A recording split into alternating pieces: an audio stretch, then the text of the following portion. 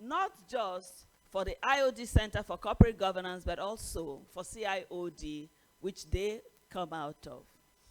We do know that they are not here, but it's my privilege to also recognize that we have the full support of the President on this journey.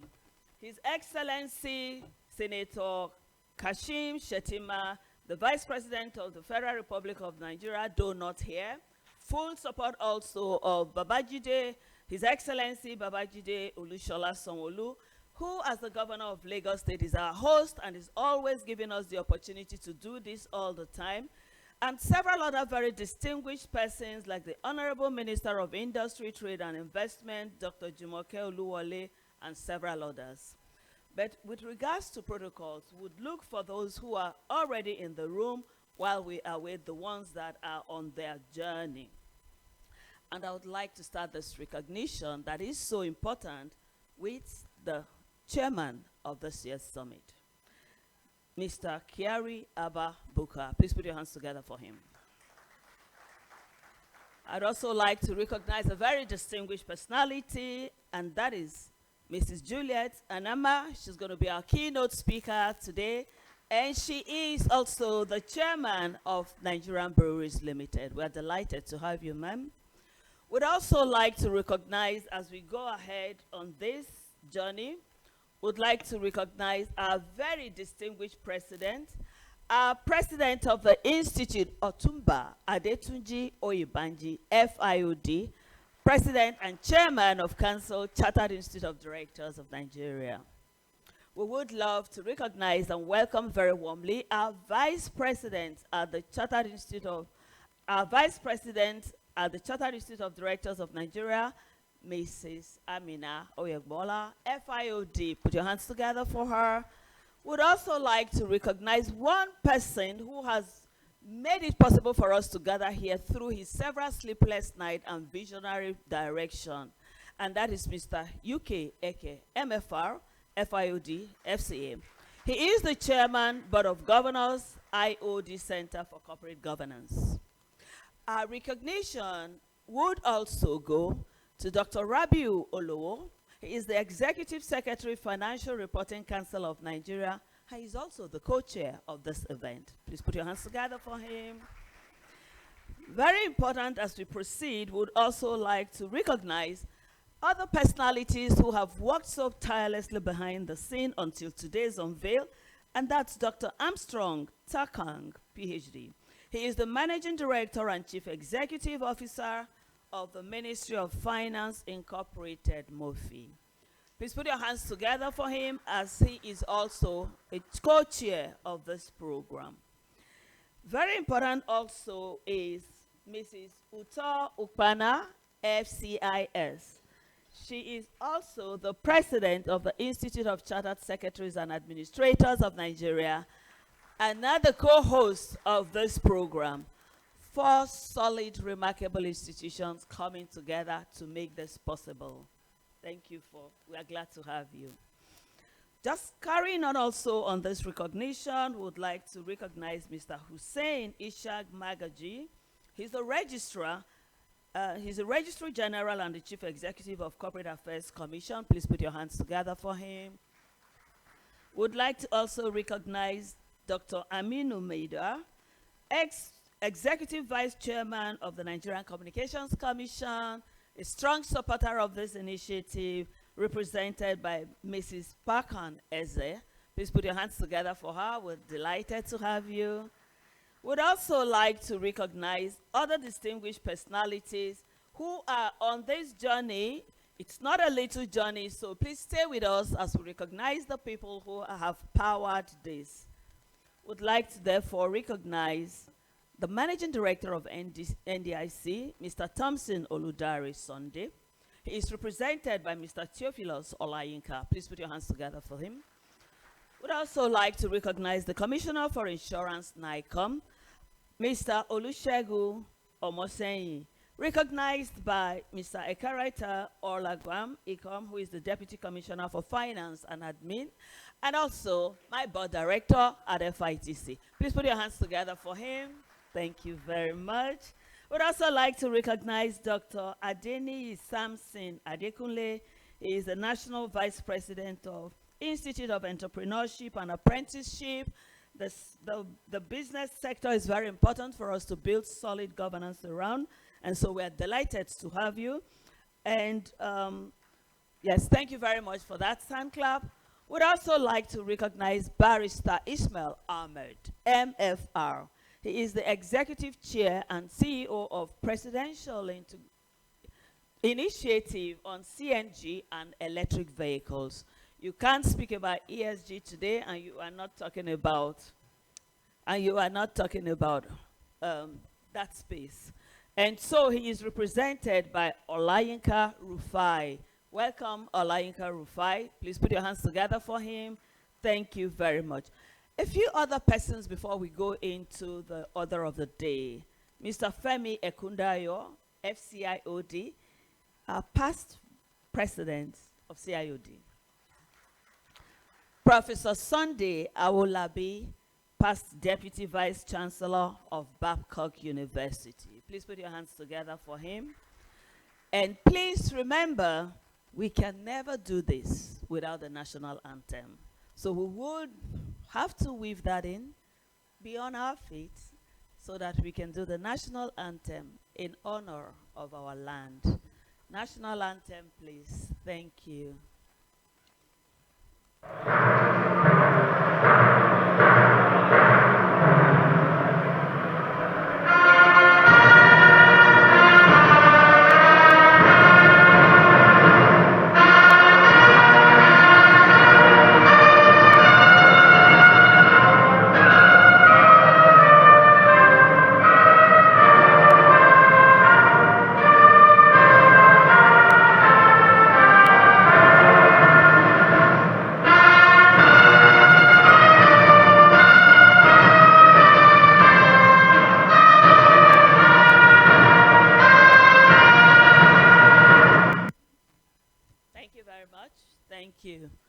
Remember that we are gathered here for the 2026 National Corporate Governance Summit.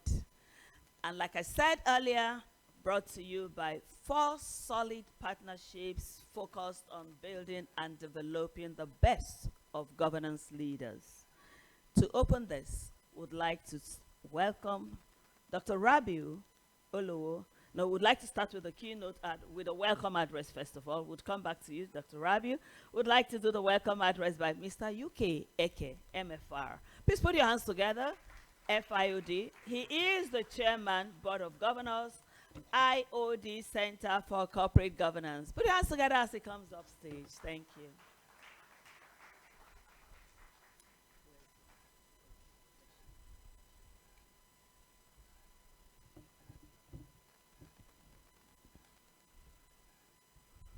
Good morning. It's a wonderful feeling, and I have to say it's my absolute pleasure and great privilege to welcome and acknowledge everyone here. The 3rd Biennial National Corporate Governance Summit. I know that we made contact with the Vice President's representative. His flight was delayed, but he's on his way here to this venue. And so I'd like to acknowledge and appreciate the Vice President of the Federal Republic of Nigeria, represented here today by Special Advisor on Economic Affairs to the President, Dr. Tokpe Fasua. I'd like to also recognize and acknowledge governors' representatives. Some of them are here. We would pick the exact names and mention them when we get those details. I'd like to then appreciate the chairman of this year's summit. I will call him the chairman of chairmen. And thanks for accepting the invitation at very short notice. Thank you very much for coming.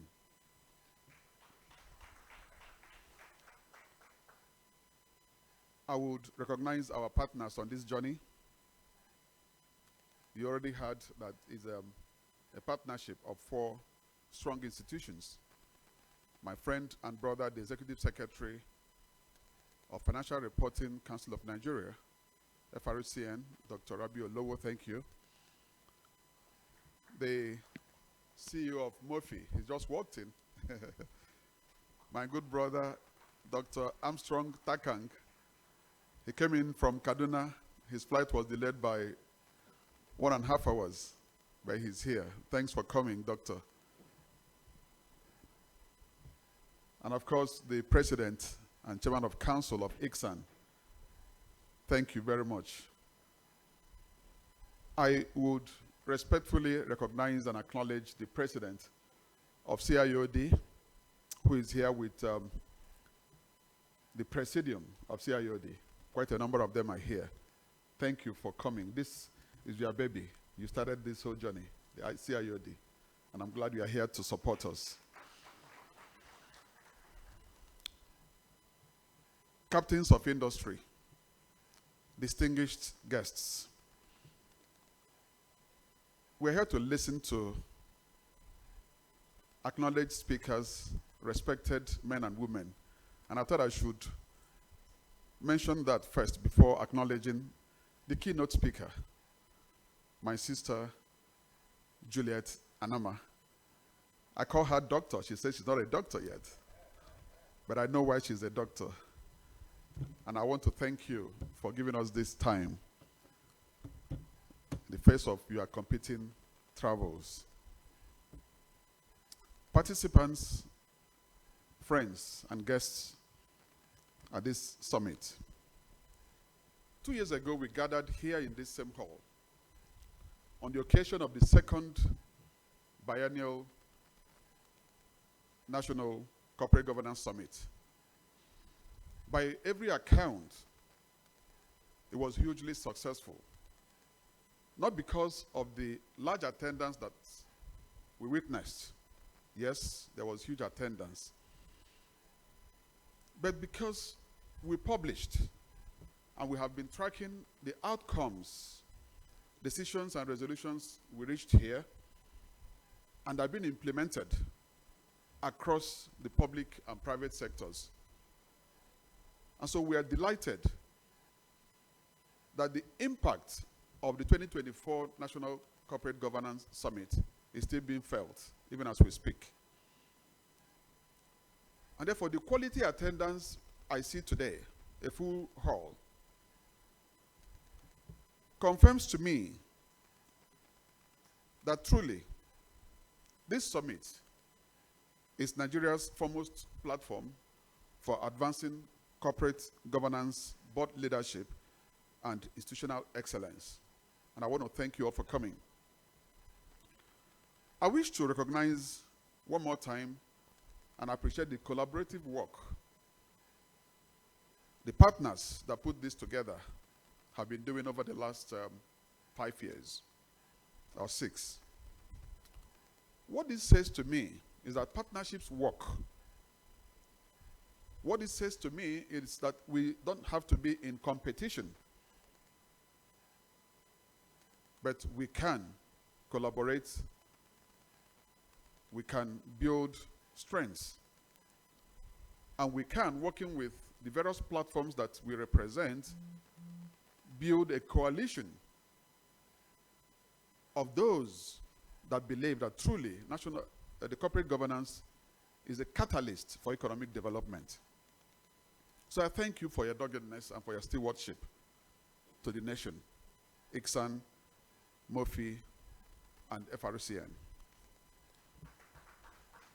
I will now spend the little time I have left on this podium to emphasize the relevance of our summit team implementing good corporate governance for economic acceleration, consolidating public and private sector partnership. Clearly, as far as we are concerned in CCG, beyond the other enablers and critical success factors which drive economic growth, we think and we believe very strongly that sound corporate governance practices is the major catalyst that combines all of those other critical success factors in creating and delivering value to stakeholders. Because even if you had all of those things put together and you don't have corporate governance, overarching corporate governance driving what we do, the results will not be sustainable. And therefore, as a nation, our growth aspirations become more amplified, accelerated, and become realistic when we embed sound global best practices, speaking of corporate governance. Why is this important, particularly at the public sector level? Governments at both the sovereign and the subnational levels are still very much embedded in our economic life and our economy. Indeed, they still control the commanding heights of our economy. Therefore, until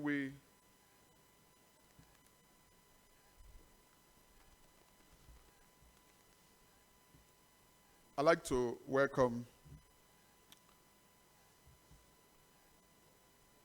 Senior Special Assistant, Advisor rather, to the President on Economic Affairs, who today is representing the Vice President of the Federal Republic of Nigeria, Dr. Tokwe Fasua. You're welcome, sir. And I think it's important it was nice you came at the right time. I was just emphasizing the point that at the sovereign, at the national and subnational levels, governments are still very much embedded in our economic life. And therefore, since you have control of the commanding heights of the economy, we still have to emphasize the importance of embedding corporate governance in our institutions, particularly at the public sector. And why is that important also? We have an aspiration to build a $1 trillion economy just a few years down the road. That's our aspiration. And that's going to take a combination of both public sector investments and private sector investments. But investor confidence can only be guaranteed, particularly for those foreign institutional investors, when they see transparency, when they see accountability, when they see resilience, when they see ethics, when they see innovation. All of these are attributes and products of sound corporate governance practices. I would therefore, on that note, encourage all participants to this biennial summit to actively engage in the keynote presentation, the plenary discussions, the networking sessions, and even on the sidelines as we make friends across sectors.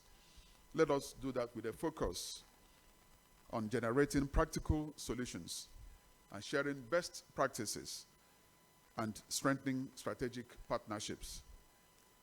Let me close as I express my sincere and deep appreciation to the summit partners, those that have sponsored this summit.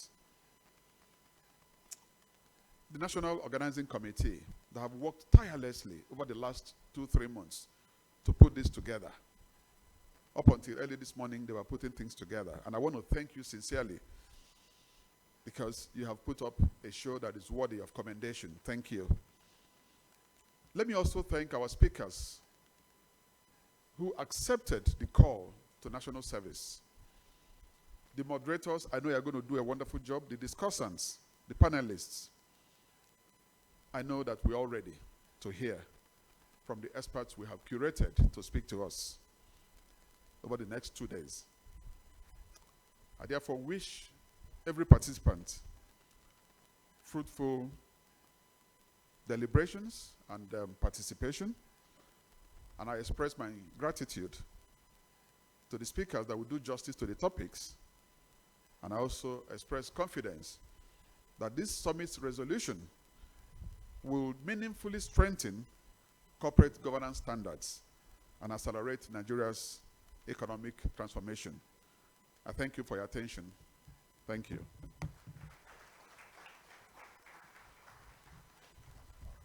Thank you so very much, our chairman.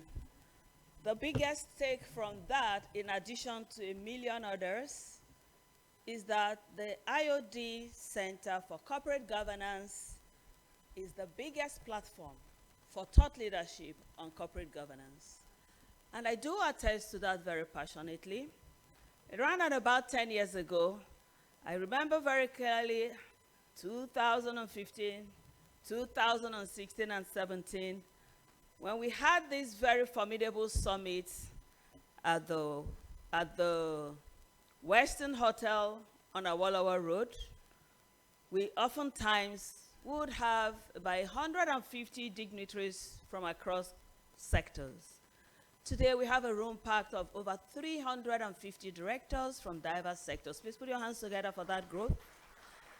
And several others online from a minimum of 10 different countries, queued in right now.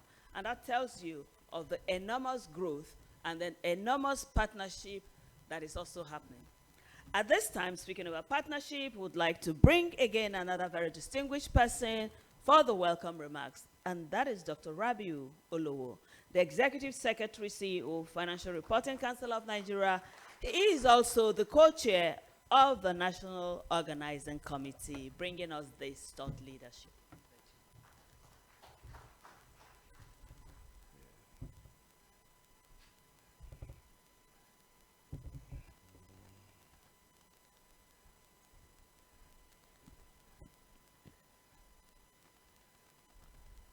His Excellency, the Vice President of the Federal Republic of Nigeria, Senator Kashim Shettima, ably represented by the Special Advisor to Mr. President, Dr. Tokpe Fashua. Thank you very much for gracing this occasion. Captains of industry, our co-sponsors and partners, the Managing Director of the Ministry of Finance Incorporated, the Institute of Chartered Secretaries and Administrators of Nigeria, ICSAN, ably represented by the Chairman and President of Council, the Chairman and President of the Chartered Institute of Directors, as well as the IOD Center for Corporate Governance, the Chairman of the Board of Governors, Mr. UK Eke. And I'd like to especially welcome the distinguished Summit Chairman, Mr. Kiari Ababuka, and our keynote speakers. And at this point, I'd like to rest on the already established protocol. It is with great pleasure and a profound sense of responsibility that I welcome all of you on behalf of the Financial Reporting Council of Nigeria, the conscience of regulatory assurance. As co-chair of the National Organizing Committee, it is particularly gratifying to witness such a distinguished gathering of policymakers. The room is full, and I could see also the attendance online. Regulators, directors, corporate leaders, investors, governance professionals across industries, subsector, development partners were united by a shared commitment to advancing good governance as a catalyst for Nigeria's sustainable development and economic prosperity. Distinguished ladies and gentlemen, the convening of this third National Corporate Governance Summit has been inspired by the remarkable engagement, insightful contributions, and overwhelmingly positive feedback received from participants and stakeholders at the previous edition of the summit. This engagement reaffirmed the importance of providing a credible national platform where policymakers, regulators, corporate leaders, investors professional bodies, development partners, and governance practitioners can exchange ideas, address emerging governance challenges, and collectively shape the future of corporate governance in Nigeria. Encouraged by the quality of those deliberations and the growing interest in this initiative, we have expanded the scope of this year's summit to address emerging governance priorities while strengthening the collaboration between the public and the private sectors. The theme of this year's summit, implementing good governance for economic acceleration, consolidating public and private sector partnership. It happily captures our collective resolve to move beyond dialogue. We have been talking to implementation, to measurable outcomes, and lasting institutional impact. Today, good corporate governance has become more than a compliance obligation. It is seen as a strategic imperative that is needed to build resilient institutions, to attract investment, to foster innovation, and to drive sustainable economic growth. Over the next 2 days, this summit will convene 5 plenary sessions. Each will be interrogating a specific governance frontier that bears directly to Nigeria's economic acceleration agenda, deepening corporate governance and unlocking full potential of state-owned enterprises. And that's why it was very strategic at the beginning, bringing in the Ministry of Finance Incorporated, the biggest balance sheet we have in the country, which brings together all state-owned enterprises and deliberately ensuring that we inject governance, a deeper level of governance into these institutions. We also look at the strategic role of corporate governance in artificial intelligence adoption and digital transformation, integrating corporate governance in achieving robust financial inclusion, appraising the governance framework for the mining sector to boost Nigeria's export potential, and lastly, unlocking the potentials of the credit-based economy, the governance expectations. These sessions will be led by governance experts, regulators, industry leaders drawn from the public and the private sectors, including the academia and the international community. The discussions have been carefully curated to encourage practical thinking, foster collaboration, and generate actionable recommendations that will strengthen the governance framework across public and private sectors. Let me at this point, I think the compare mentioned very, very clearly that this platform could be the biggest platform for policy thinking around corporate governance. And that's why this will be the first place I would formally mention that the Financial Reporting Council is reviewing the National Code of Corporate Governance 2018. It's been 8 years, and we believe that there is a need for a refresh. And what we've done in the last couple of months is to engage directly with institutions, including the Chartered Institute of Directors, ICSAN, and also the Center for Corporate Governance of the IOD, and many other institutions covering the academia, thought leaders within the private and public sectors, and we have received quality input that we've put together, and we have a document that will further expose to the public.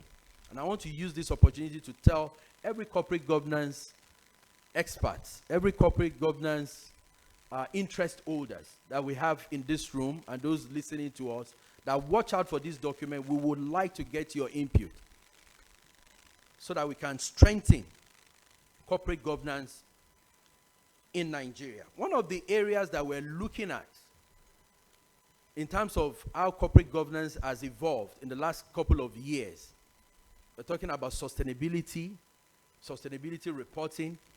We're looking at how diversity, inclusion has gone even at a more deeper level rather than looking at it from a gender lens. We're looking at the expanded role of board responsibility in response to the advancement of AI governance, of course, ESG and sustainability reporting. We have looked far and wide, far and near, at other regions and geographies. The introduction of senior independent non-executive directors are just some of the highlights that we have seen and are frequently occurring innovations that we can bring into the Code of Corporate Governance for Nigeria. We look forward to your input in order to strengthen and make it more robust. Your Excellency, the Vice President, distinguished guests, ladies and gentlemen, I want to thank you for collectively advancing the cause of corporate governance in Nigeria. On behalf of the Financial Reporting Council and our summit partners, it is my singular honor and privilege to warmly welcome all of you again to the 3rd National Corporate Governance Summit 2026. I wish all of us a fruitful deliberation and highly successful summit. Let us move from conversation to commitment, and then from commitment to implementation, and from implementation to lasting national impact. Thank you very much.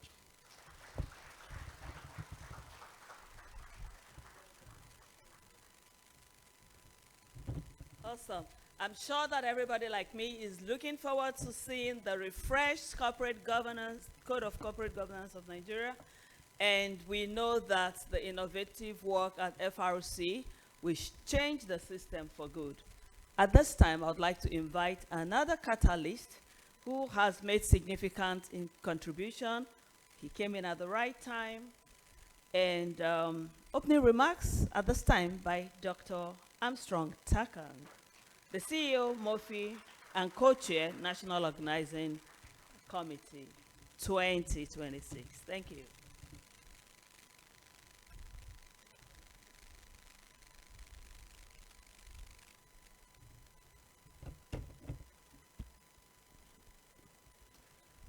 His Excellency, the Vice President of the Federal Republic of Nigeria, who is represented my brother, the Special Advisor to the President on Economic Matters, the Chairman of this occasion, one of our foremost directors as well,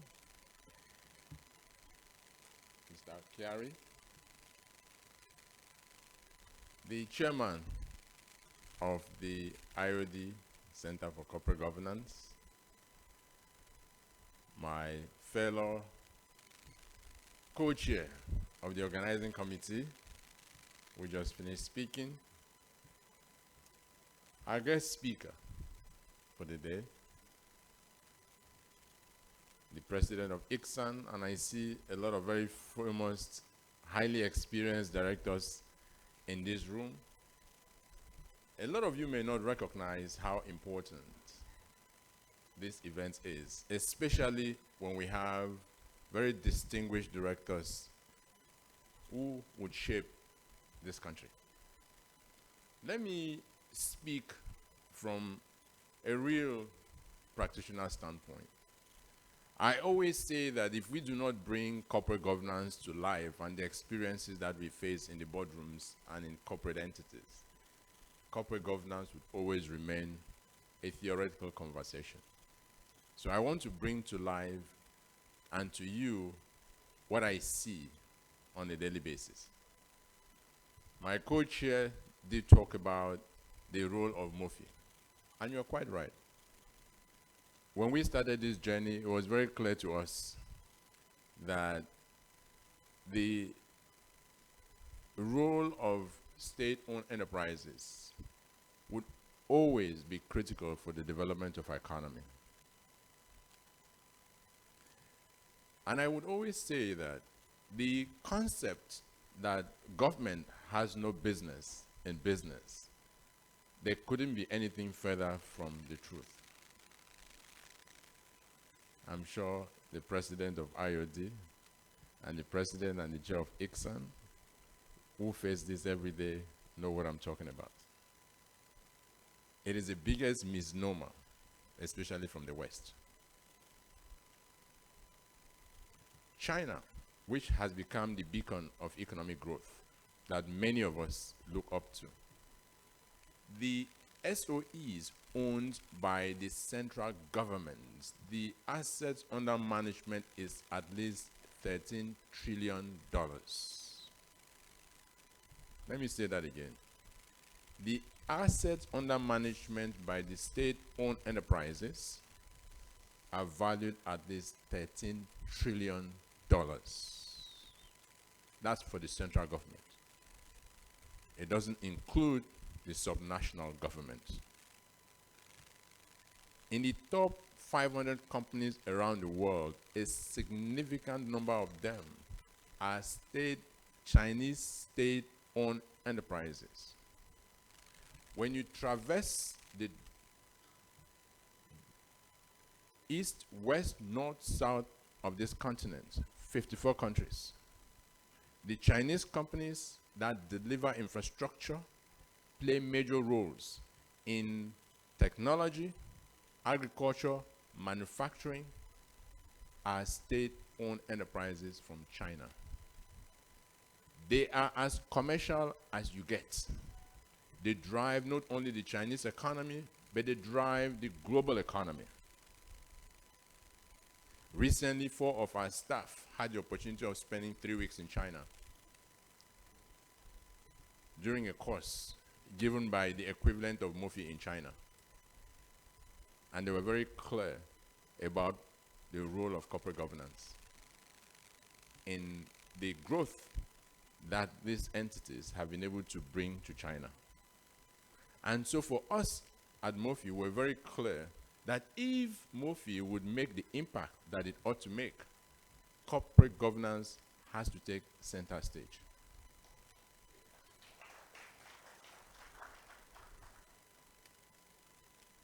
I expected a better response from the audience than. Given the fact that you're all directors, and that's your main job, corporate governance. So when we talk about driving economic transformation, and when we talk about building a $1 trillion economy, that conversation will be incomplete without conversations on corporate governance. And I mean totally incomplete without conversations on corporate governance. Let me share with you some of the experiences that we have had over the last 3 years since MOFI was restructured. That brings to life the essence and the importance of corporate governance.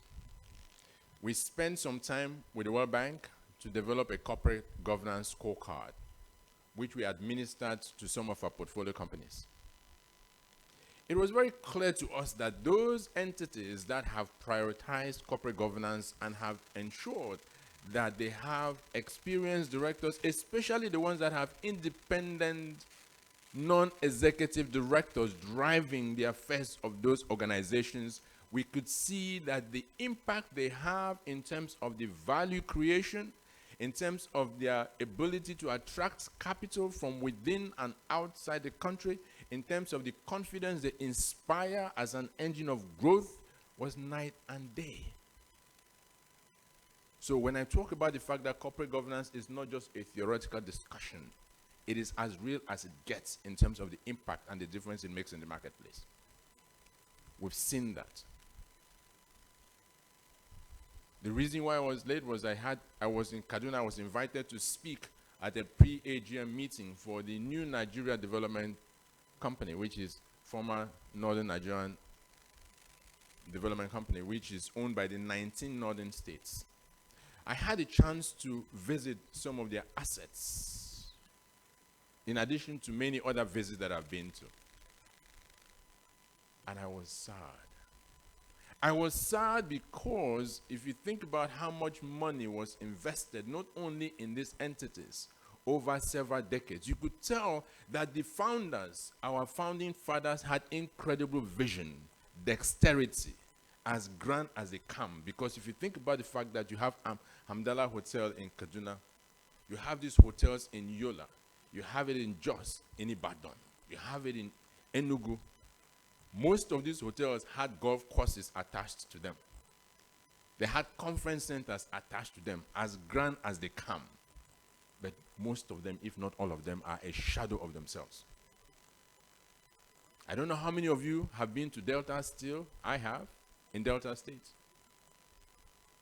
The signage at the entrance indicates that it was commissioned in 1982 by President Shagari. Delta Steel Town, there are 4 of them. The hospital in that location, the X-ray in that hospital was the original X-ray that was installed in 1982. It is still functioning as we speak. The tiles, the furniture, the doors in the hospital are still working. No tile has gone off. Now, think about the fact that this infrastructure were built by those who may not have been as exposed as we are, and not alumni of some of the Ivy Leagues that a lot of us are. Yet, they had the vision to establish these institutions. They put resources in establishing these institutions. What happened to them? Did we fall asleep? But one thing I can tell you for sure, from our diagnosis, is that the failure of those institutions to deliver on the impact and to be sustained to deliver on the vision for which they were established was lack of governance. Lack of governance with respect to distinguishing between the role of the owner and the role of the manager. The fact that you own something doesn't mean that you should manage it, especially if you do not have the competence. In every scenario where you've had success of these institutions, there has been a clear distinction between the owner responsibility and the responsibility of the managers. We've seen that. We've seen that in some of our assets where we have made a deliberate distinction between being an owner is clear and distinct from having hands, people, capabilities to manage that asset. We've seen a DBN. The chairman of today's occasion is a director in DBN. He knows what I'm talking about. Federal government through MOFI owns 60% of that asset. But we only have 1 board seat. It is majority independent, non-executive directors running the show. We see the distinction between the impact, the value that is being created, the respect that it has, and the capacity to attract capital that that institution has compared to others, where that distinction is not made. Corporate governance. Recently, we floated the MOFI Real Estate Investment Fund, which is a $1 trillion fund, at the exchange. We got it registered on the exchange. We got it rated AAA by GCR and Augusto. We're able to raise that money in a jiffy. Why? Pension fund administrators, asset management companies, banks, insurance companies, many other institutional investors were attracted to this instrument. And we asked them why. They said, finally, even though this was a government-sponsored entity, you finally recognize the importance of governance. That, for me, is a manifestation of why corporate governance is important, bringing it to life. We have another project. Some of you may be aware of it. The Metro Rail Project program, being sponsored by federal government, but most of the resources will come from institutional investors, which is the one in Lagos, Kano, Kaduna, and soon Ogun State. It's over $3.2 billion. We went to do fundraising. Because of the way it was structured with the right governance, we had over 40% over subscription of what we're looking for, corporate governance. So out there in the field, we see what difference it makes. But we cannot build a robust economy without coming together, because government alone does not have the resources to build the economy that we want. It requires private sector. It requires institutional investors. It requires other stakeholders to come together to mobilize capital at scale, have the capacity to execute. But at the heart of that, the common denominator for this partnership is corporate governance. And we're looking forward to having these conversations on corporate governance in terms of how we can leverage on it to drive an economy that relies on partnership. Partnership between government, partnership with private sector, partnership with other institutional investors and other key stakeholders that are important for driving this. I want to welcome all of you for this summit, and I thank our co-sponsors and organizers, our boss in IOD, the president himself, ICSAN, CCG, FRCN, as well as the federal government, who is represented here by His Excellency the Vice President. And we're looking forward to your presentation today. You'll be on the spot, you'll be a celebrity, and we're looking forward to the thoughts and the ideas that you're going to excite us to begin to discuss. Once more, welcome to the summit, and I wish you successful deliberations. Thank you.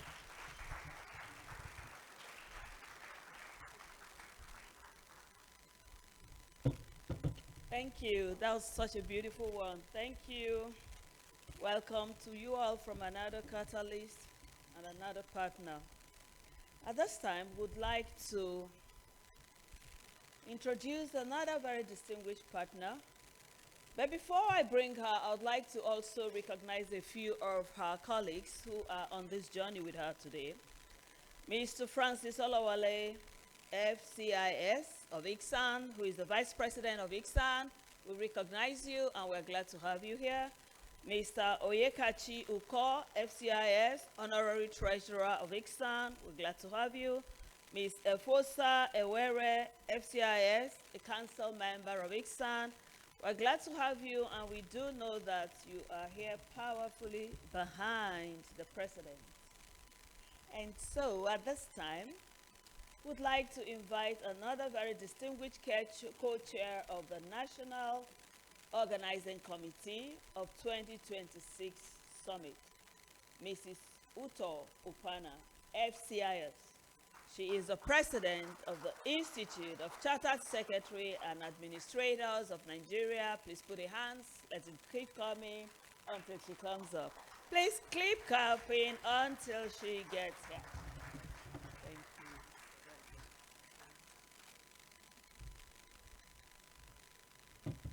you. Please let's appreciate our moderator who has done a stellar job so far. Like she said, the energy is very low in the room today. There'll be many of us who will turn Gen Z today to hype up the room. So good morning, distinguished ladies and gentlemen. I think we can do a little bit better than that.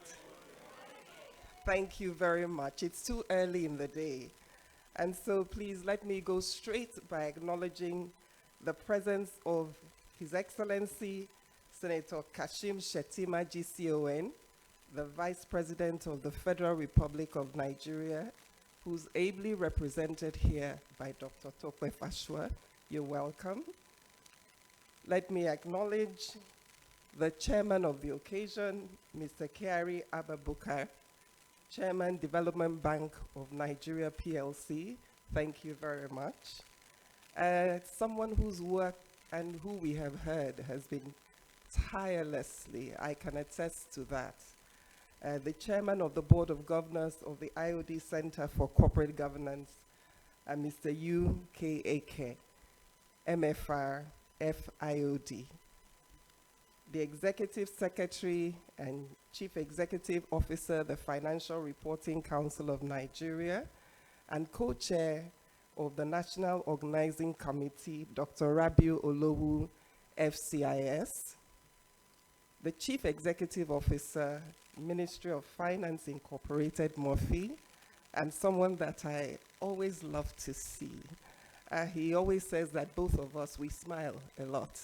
And so perhaps we'll see a lot more smiles in the room today.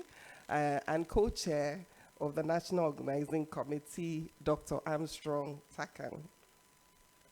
Let me also acknowledge very warmly and specially Otumba Detunji Oyebanji, FCIOD, the President and Chairman of the Council of the Chartered Institute of Directors. And permit me to also acknowledge Mrs. Amina Oyagbola, who have a very long history from UBA to MTN, who's also the Vice President of the IOD. And as the moderator announced, I didn't come here alone. Seated in the room is Mr. Francis Olawale, FCIS, who's the Vice President of ICSAN, the Honorary Treasurer, Mr. Onyekachi Uko. I see several members of the ICSAN Council, Mr. Efosa Iwere. I see our Registrar, Mr. Nedi Amos. Please permit me to stand on the eminently established protocol, and I acknowledge every other person in this room who is a distinguished participant. But before I move on, please, our industry regulator is represented here by, the NCC is represented here by Ms. Pankanezi. Thank you. It gives me immense pleasure to warmly join and welcome all participants to the 3rd National Conference, National Corporate Governance Summit. As one of the institutions privileged to co-convene this important national platform, the Institute of Chartered Secretaries and Administrators of Nigeria is delighted to join hands with the Financial Reporting Council of Nigeria, the IOD Center for Corporate Governance, the Ministry of Finance Incorporated, in advancing the national conversation on the critical role of corporate governance in shaping Nigeria's economic future. This collaboration is itself a practical demonstration of the power of partnership in achieving sustainable national development. The theme of the 2026 National Corporate Governance Summit is implementing good governance for economic acceleration, consolidating public-private sector partnership. I need not say that even the theme itself speaks to the necessity of embedding sound governance in today's business and indeed in public sector institutions. In today's world, it has become increasingly evident that good governance is not just a regulatory obligation, and the speakers before me have again reiterated that. It is a strategic necessity.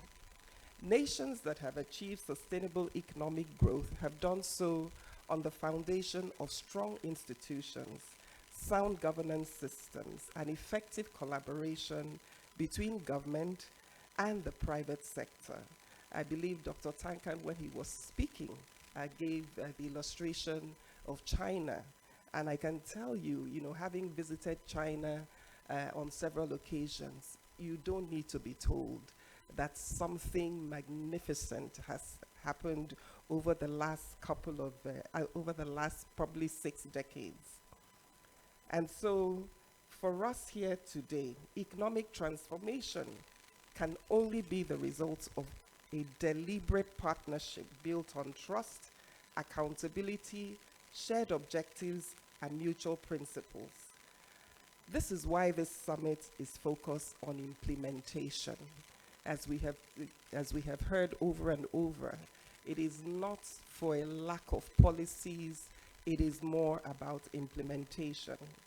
The journey from policy to performance requires leadership commitment, ethical conduct, effective oversight, regulatory consistency, and a culture of accountability across both public and private institutions. Sound governance provides the foundation for investor confidence, institutional resilience, responsible leadership, sustainable enterprise, and inclusive economic growth. The conversation that we will have today and tomorrow underscore the breadth of opportunities before us. Every session, like Dr. Olowu said, has been carefully curated to generate practical insights and actionable recommendations that will accelerate Nigeria's development journey. At ICSAN, we're particularly delighted that the 2026 summit coincides with ICSAN's 60th anniversary, celebrated under the theme, 6 Decades of Excellence, Shaping Governance, Empowering Futures. I thought you would clap for ICSAN. And so for 6 decades of its existence, ICSAN has remained steadfast in its commitment to promoting excellence in corporate governance, ethical leadership, business effectiveness, and sound institutional administration.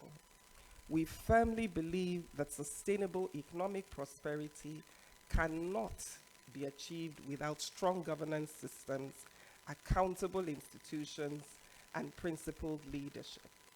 As governance professionals, we share a collective responsibility to move beyond discussions to implementation. I honestly believe that the true measure of this summit will not be the quality of the presentations alone. And once again, let me join to acknowledge Mrs. Juliet Nama, who has graciously accepted to be the keynote speaker today. It will be the extent to which the ideas generated from the sessions are translated into stronger institutions, improve governance practices and policies that positively impact business, government, and society at large. In concluding my remarks, I want to thank the National Organizing Committee. I am aware they have worked tirelessly. And therefore, I want to encourage every participant to leverage this unique platform to exchange ideas, challenge conventional thinking, forge new partnerships, and collectively chart pathways towards a more prosperous, accountable, and globally competitive Nigeria. And so, on behalf of the Governing Council of ICSAN and the entire membership of the Institute of Chartered Secretaries and Administrators of Nigeria, I express our profound appreciation to our co-host and reaffirm our continued collaboration on this very important national initiative. I wish everyone fruitful deliberations, enriching engagements, and successful outcomes that will further entrench the principles of good governance as a catalyst for Nigeria's economic acceleration and sustainable national development. God bless the Federal Republic of Nigeria.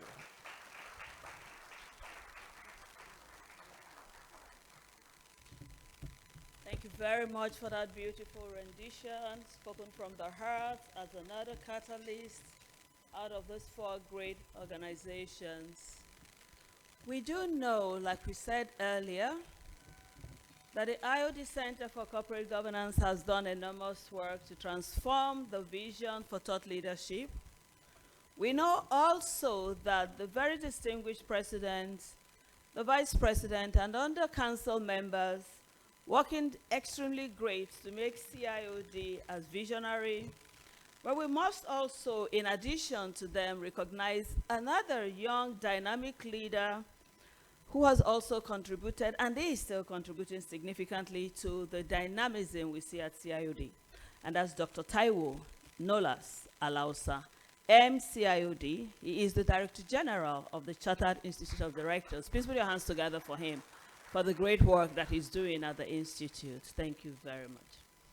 Next, after that highly inspiring opening remark, we would like to invite today's chairman. Would like to invite the chairman of the occasion, Kiari Abba Buka, Chairman, Development Bank of Nigeria, and many others. Would like to invite you for your chairman's special remark. Thank you.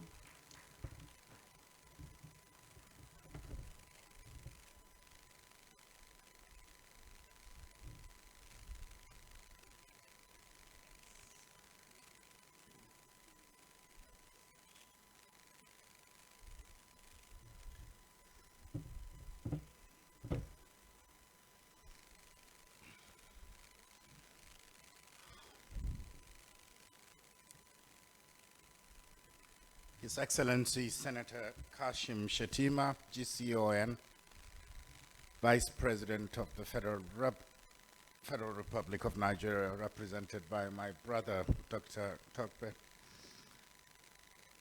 distinguished host governor, and other governors invited, co-chairman of the National Organizing Committee, Dr. Armstrong and Dr. Rabiu, my elder, the chair and president of the Center for Corporate Governance of IOD, chairmen, board directors, CEOs, governance professionals, distinguished ladies and gentlemen, good morning. It is a distinct honor to serve as chairman for the third National Corporate Governance Summit. I thank the IOD Center for Corporate Governance, the Financial Reporting Council of Nigeria, the Ministry of Finance, Inc., and ICSAN for this invitation. Your presence here, all of you, is a powerful testament to our collective commitment to the future of Nigeria. Over the next 2 days, we gather under a theme that is both timely and critical: implementing good governance for economic acceleration. Consolidating public-private sector participation. I was reflecting when Dr. Armstrong was talking, and I had to Google, of course. One has to do that these days to see when MOFI was established. And it was a 1959 creation. The founding fathers of Nigeria, and mothers, by the way, had something in mind. Unfortunately, there was no Dr. Armstrong to implement it. But then again, with good corporate governance, you don't need personalities. It is the institutions you build that carry the mantle. So, it's never too late to restart or reset, because MOFI as an institution was practically in the drawers until 2023 February.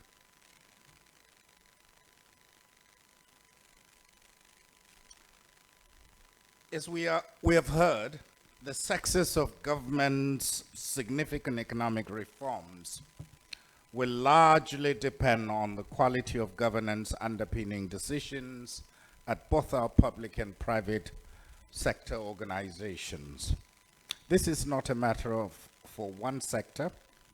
As the ICSAN president mentioned, economic transformation is rarely a product of government action alone or private sector initiative alone. It is the result of a deliberate, intentional partnership built on trust, accountability, shared objectives, and mutual responsibility. That is the conversation we are here to advance. We're not just here to dialogue challenges, but to identify practical, actionable solutions. We must move, quoting my dear sister, from policy to performance. I'd like to expand on the theme by asking fundamental question: what is the true role of corporate governance in economic acceleration? For too long, corporate governance has been viewed by some as a compliance exercise, a set of rules to be followed, boxes to be ticked. I'm here to tell you that this view is outdated and detrimental. Corporate governance is not a cost of doing business thing. It is a strategic economic imperative. It is the engine that drives investment, competitiveness, innovation, and long-term prosperity. We cannot achieve $1 trillion economy, nor can we successfully integrate into global value chains of AFCFTA without robust governance systems. When I was chairman of NESG, it was in those days with the late ambassador that the concept of AFCFTA was given birth to, somewhere around 2016.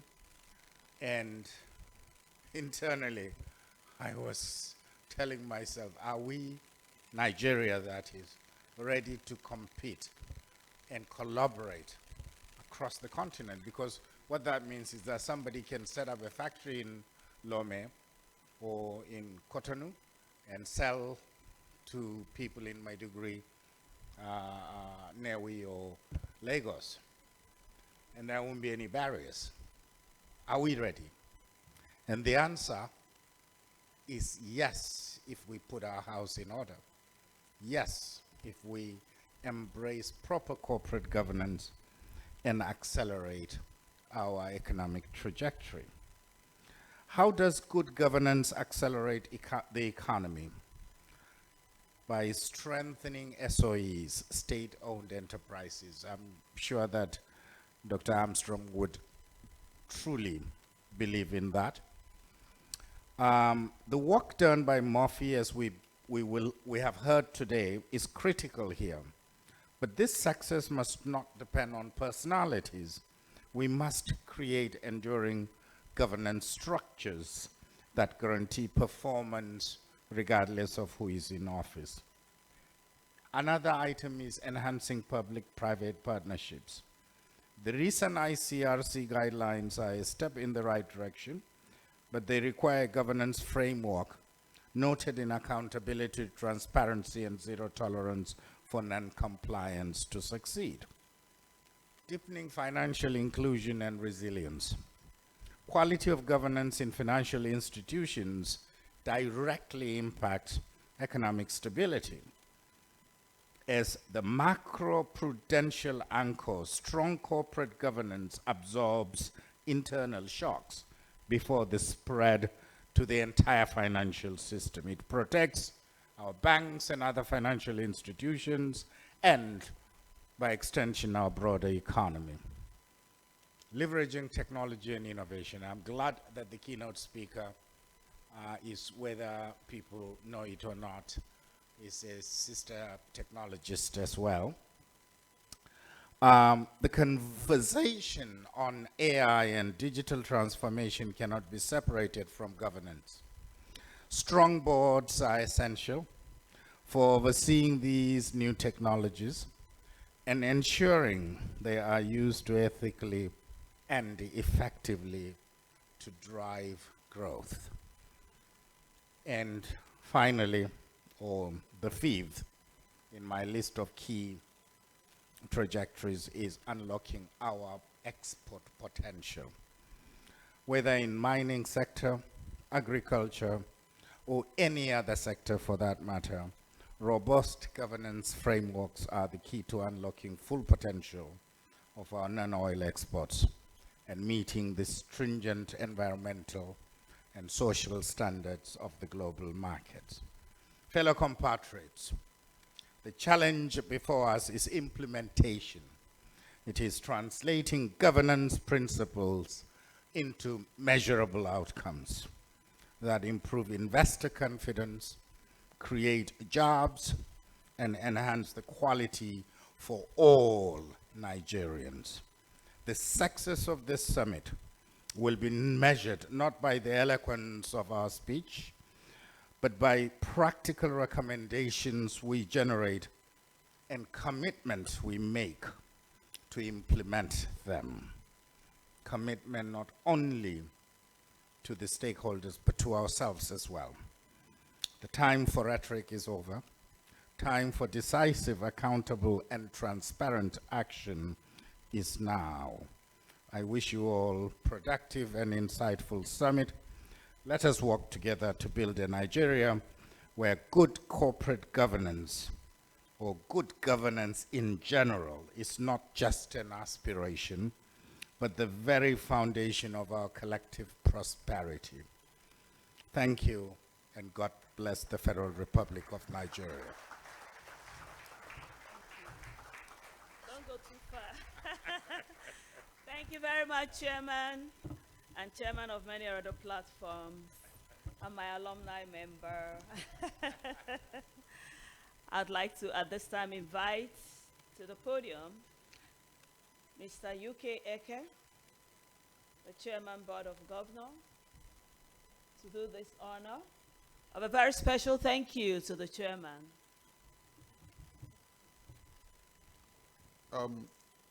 For many of us in the room, we have come to identify Malam Kyari Abba Bukar as seasoned economist, a boardroom guru, well-respected icon, one of our exports to the world. His journey started way back in the States, and he excelled so well. What we have come to see today as fintech was one of the earliest practitioners where we started Value Card. And I recall that he was the managing director. And at the time we adopted Value Card as our partners, way back in Diamond Bank in the 90s before things unraveled, he was the CEO. And I think you are poised to create the first unicorn. You were? Yes.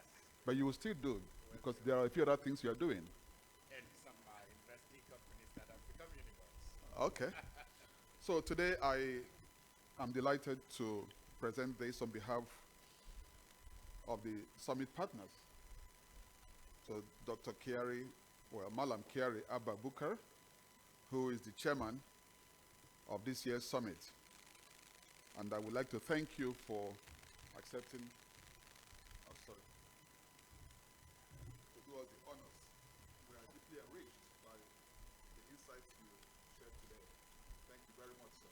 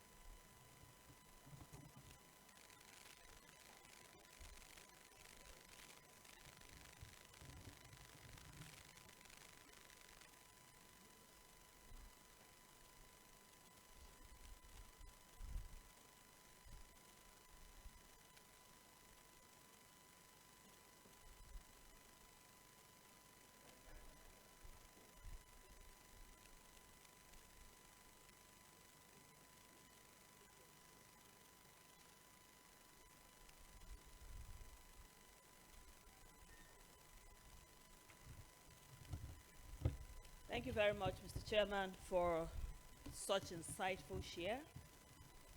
And I'm also delighted to be part of that Value Card alumni, and I know the great things that happened when we ran Value Card Nigeria PLC, a true unicorn. Thank you very much.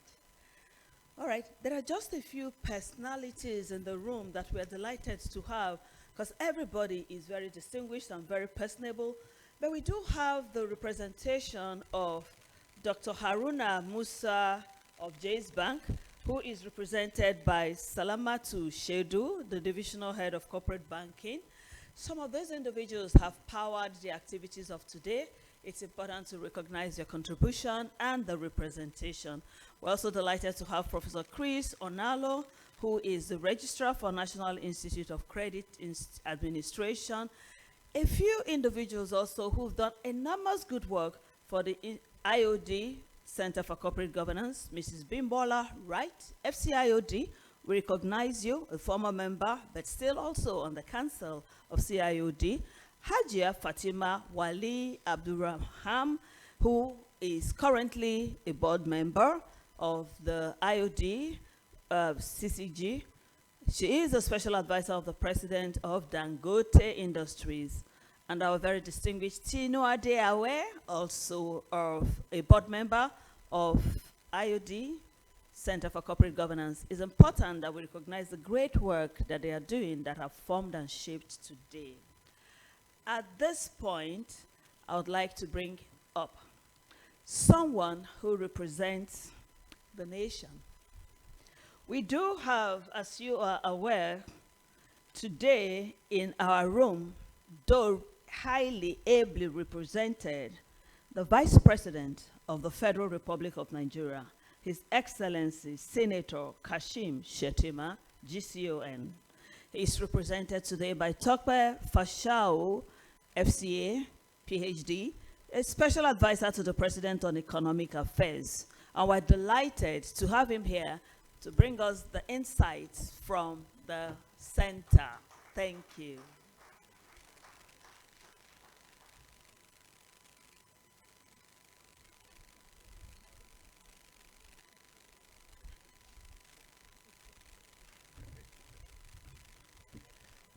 I had to register the fact that she murdered my surname. But I can't blame her because it's actually quite a native surname. We haven't been able to shake it, so we're taking it to different heights in the family. Thank you very much, and good morning, ladies and gentlemen.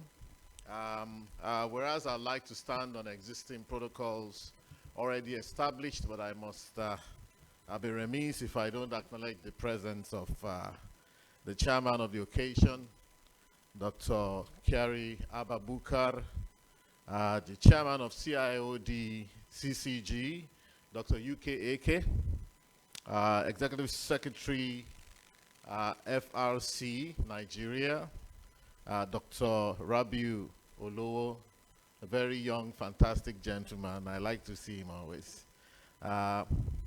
Also, the president of CIOD, Otumba Oyebanji, President Iksan, Mrs. Uto Upana. Also, my former MD's wife, Mrs. Anamma, who is also. I thought the keynote was meant to come up before I come up here as well. Also, Mrs. Amina Oyagbola, ladies and gentlemen, the very distinguished people in the house. I'm here to deliver the speech on behalf of His Excellency Vice President of the Federal Republic of Nigeria, Senator Kashim Shettima, GCON. But before I go into the body of the speech, I just have one contribution of my own. And that is to say that whereas corporate governance, Dr. Eke also said when he was making his speech and when I came in, that we really, in the public sector, need to learn from the developments in the corporate governance world, which is great and very true. But the fact is also that the corporate sector is the one that actually learned from the public sector. The idea behind corporate governance is actually that same thing about the separation of powers, which was propounded by Baron de Montesquieu, upon which the Union of United States of America was based, what we know as presidential system of government today. Equally, John Locke was another person whose idea was taken then by the United States when he talked about the social contract.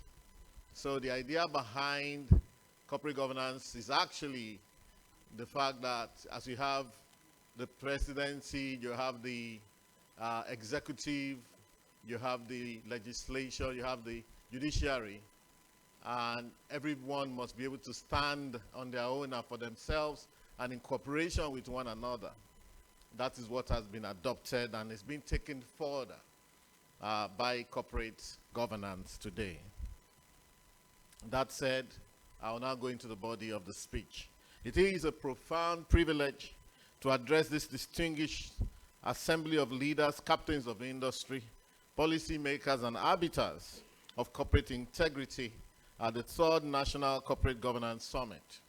I must begin by expressing my heartfelt gratitude to the joint conveners of this consequential summit, the Institute of Directors Center for Corporate Governance, IODCCG, the Financial Reporting Council of Nigeria, FRC, and the Ministry of Finance Incorporated, MOFI, as well as the Institute of Chartered Secretaries and Administrators of Nigeria, ICSAN. By meticulously maintaining this vital platform for the 3rd consecutive time, you have institutionalized an irreplaceable culture of introspection, dialogue, and cross-sector alignment. You have proven that our nation's finest minds can consistently coalesce to construct blueprints for institutional longevity. We gather at a watershed moment in our national history, a period where economic complacency is a luxury we can no longer afford, and where structural transformation is the only viable path to survival. The theme of this year's summit, implementing good governance for economic acceleration, consolidating public-private partnership, is not just an academic proposition, it is a strategic imperative. It aligns seamlessly with the central architecture of President Bola Ahmed Tinubu's Renewed Hope agenda. Under this administration, our focus is on yielding to build a resilient, competitive, and a $1 trillion economy driven by enterprise, systematic investments, and comprehensive institutional reforms. However, we must confront an undeniable truth. The lofty mountain of a $1 trillion economy cannot be scaled on the shaky terrain of weak compliance, regulatory laxity, and ethical ambivalence. It requires a bedrock of flawless governance. To understand the trajectory of our economic rebirth, we must first dismantle the obsolete intellectual wall that separates public administration from corporate leadership. Governance is not a fragmented virtue. It is a unified, indivisible spectrum. The principle that prevents a public institution from sinking into the abyss of bureaucratic inefficiency are the same very principles that prevent a private corporation from collapsing under the weight of executive hubris. Public governance and corporate governance are the twin engines of the Nigerian aircraft. If one engine sputters and fails, the entire vessel loses altitude. When the public sector institutes far-reaching economic reforms, such as removing stifling subsidies, harmonizing foreign exchange windows, and unbundling strategic sectors, it establishes a macroeconomic foundation. But public policy can only create the environment. It is the corporate sector that must translate these policies into tangible goods, sustainable jobs, and national wealth. If public entities are poorly governed, the capital injected into them will evaporate through the cracks of waste and mismanagement, rendering public economic policies ineffective. Conversely, if corporate governance flourishes while public regulatory agencies remain trapped in opaque and sluggish operations, the private sector is strangled by unnecessary friction. Therefore, our partnership must transcend ceremonial handshakes. It must be an operational synthesis where the public sector guarantees regulatory transparency, predictability, and infrastructural support, while the private sector guarantees ethical compliance, fiscal discipline, and innovative execution. Ladies and gentlemen, corporate governance is not a cosmetic exercise designed to satisfy external auditors or pad annual reports with fashionable jargon. It is a life support system of enterprise. It is institutional vaccine against corporate mortality. It is, in its truest sense, governance is about building trust, and trust is the psychological currency of global capital markets. In a world where capital is highly mobile, investors do not simply look at your balance sheet or your profit margins. They look at your board composition, your risk mitigation frameworks, and your fidelity to ethical standards. Nigeria is not lacking in visionary frameworks. We possess a robust and sophisticated regulatory landscape designed to safeguard stakeholders and project institutional integrity. We have the Nigeria Code of Corporate Governance, NCCG, which serves as our national lodestar, demanding accountability across public interest entities. We operate within sector-specific regimes, including the stringent corporate governance guidelines issued by the Central Bank of Nigeria, CBN, for deposit money banks, the National Insurance Commission, NICOM, codes for underwriting firms, and the Securities and Exchange Commission, SEC, rules for listed companies. Furthermore, our statutory frameworks, such as the Companies and Allied Matters Act, CAMA, and the Financial Reporting Council of Nigeria Act, provide the enforcement mechanisms necessary to weed out systemic rot. These instruments are not designed to chain or restrict corporate creativity. They are designed to provide the guardrails that prevent swift acceleration from turning into catastrophic crash. They ensure that as we pursue profit, we do not compromise the future of our depositors, our shareholders, our employees, and even our environment. Despite having these stellar codes, we must tell ourselves the hard truth. Nigeria's economic history is littered with the ghosts of spectacular corporate failures. Institutions that possess beautiful leather-bound governance manuals but lack the soul of compliance. We have witnessed bank collapse, insurance companies fold, and major enterprises disintegrate, not because they lack brilliant minds or profitable ideas, but because their leaders succumbed to the deceptive allure of insider abuses, creative accounting, and reckless risk-taking. My challenge to you today is to elevate your understanding and transition from mechanical checklist compliance to a deeply ingrained, values-driven culture of governance. Do not treat the Nigeria Code of Corporate Governance as a bureaucratic chore or a box-ticking event exercise to avoid regulatory fines. Imbibe this philosophy. Let fairness, accountability, and transparency and responsibility dictate every boardroom decision, even when no regulator is watching. True governance does not belong exclusively to the chairman or the chief executive officer. It requires independent directors who possess the courage to say no to reckless executive decisions. It requires chartered secretaries who guard procedures with religious devotion. It requires internal auditors who refuse to compromise their professional integrity for corporate comfort. In this era of global volatility, your governance architecture must deliberately account for the environmental, social, and governance ESG criteria. A corporation that makes billions of naira at the expense of community peace or environmental safety is a liability to our national future. True profitability is that which can be sustained over generations.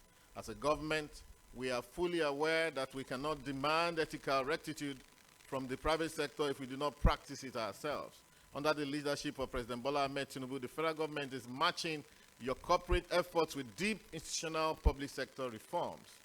Through agencies like the MOFI, we are aggressively reforming state-owned enterprises, SOEs, demanding that public assets be managed with the same commercial discipline, transparency, and profitability found in the world's leading private corporations. We are cleaning up public procurement, enhancing financial accountability, and digitizing government processes to eliminate systemic vulnerabilities. We are doing this because we believe Nigeria has absolutely no justification for poverty. Our land is fertile, our resources are vast, and our people possess an unyielding spirit of enterprise. The only missing link between our current reality and our destined prosperity has always been the consistency of good governance. In conclusion, let me conclude by reminding you that history will not judge us by the elegance of our summits, the eloquence of our speeches, or the thickness of our communique. History will judge us by the resilience of the institutions we build today. It will judge us by how safely we navigate our enterprises through turbulent economic waters and how effectively we convert our national potential into shared prosperity. I challenge the IODCCG, the FRC, MOFI, and ICSAN to take the outcomes of this two-day summit beyond these words, convert these strategic insights into actionable toolkits for micro, small, and medium enterprises, MSMEs, which form the backbone of our economy. Inject these principles into our public agencies and let them become the standard operating procedure for every boardroom in Nigeria. I applaud the organizers once again for this masterful initiative. I'm fully confident that the intellectual sparks generated here over the next 2 days will ignite a blazing fire of economic acceleration, transparency, and sustainable development across our beloved nation. Thank you. God bless the corporate leaders of Nigeria, and God bless the Federal Republic of Nigeria. Thank you.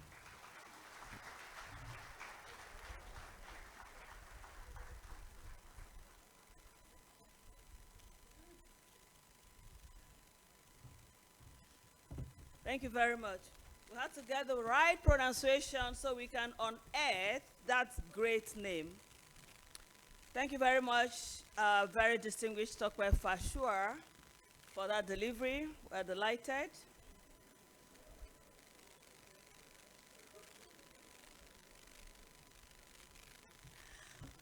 Would like to do a presentation to you. Right after the warm greetings, we'd have to have you back for that presentation.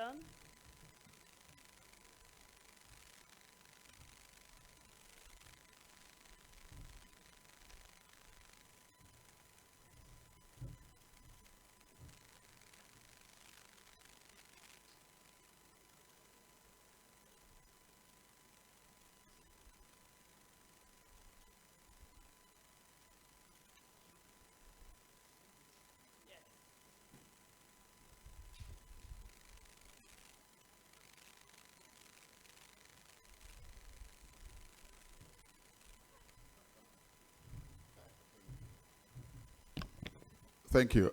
When we extended invitation to the Vice President and made contact with his office, it was clear to us that given his very busy schedules, he wasn't going to be here physically. But we made a demand. We said, send the best. Only the best if we're not going to be here. And I have followed personally Dr. Fasua's interventions on economic matters. And when he was appointed, I said that this is one of the top economists of our time, this dispensation.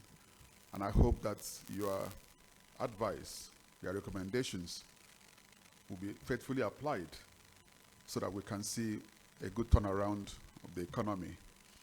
Today, we are delighted to have heard you speak on behalf of the Vice President. We ask that you convey our sincere appreciation to him for honoring this invitation. And we also request that you please deliver this plaque so that it can find its place in that large array of plaques that we delivered or distributed to him on other occasions. It's my pleasure to present this to you on behalf of the partners of this club. Thank you very much, sir.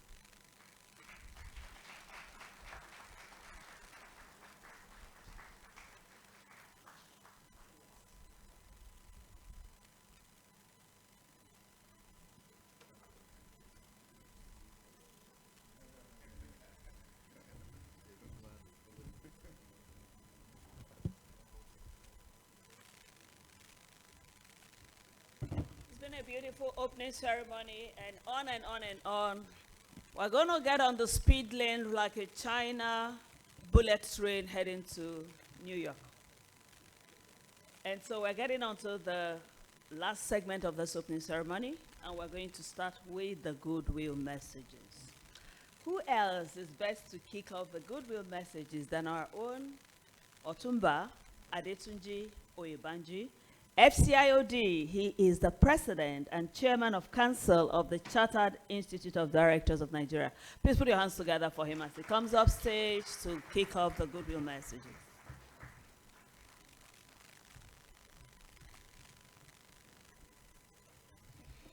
Thank you very much, our distinguished moderator.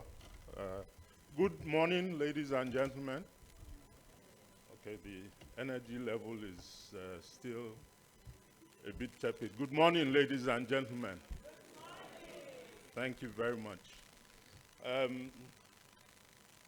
His Excellency, the Vice President of the Federal Republic of Nigeria, Senator Kashim Shettima, GCON, ably represented by Dr. Tope Pashua, Special Advisor to the President on Economic Affairs. Last week, I was with Dr. Pashua at the Lagos Chamber of Commerce Outlook for the second half of 2026. And he's again here this morning, looking even fresher than those of us who are based in Lagos. I'm beginning to wonder whether it is him I'm seeing or it is artificial intelligence. The man is always looking fresh, come rain, come shine. The chairman of our occasion, Mr. Kiari Ababuka, who I recall gave our, I think it was the Fellows Awards, yes, a couple of years ago.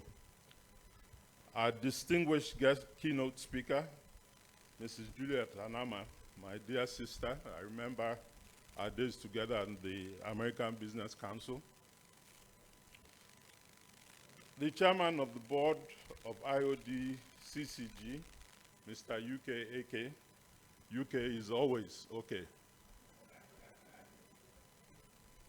The Executive Secretary and CEO of the Financial Reporting Council of Nigeria, and the co-chair of the National Organizing Committee of this event, Dr. Rabi Olo. The CEO and co-chair National Organizing Committee, Dr. Armstrong Takan. The president of ICSAN, Mrs. Uto Ukpana, FCIS. By the way, I think Dr. Takan has stepped out. I think I have to come to you for smiling lessons. It's an area that I'm not too strong on.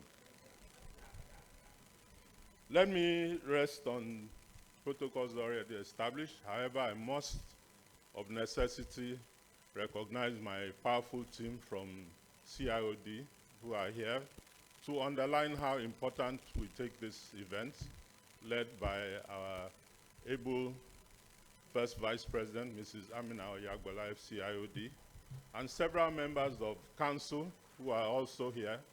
I welcome all of you.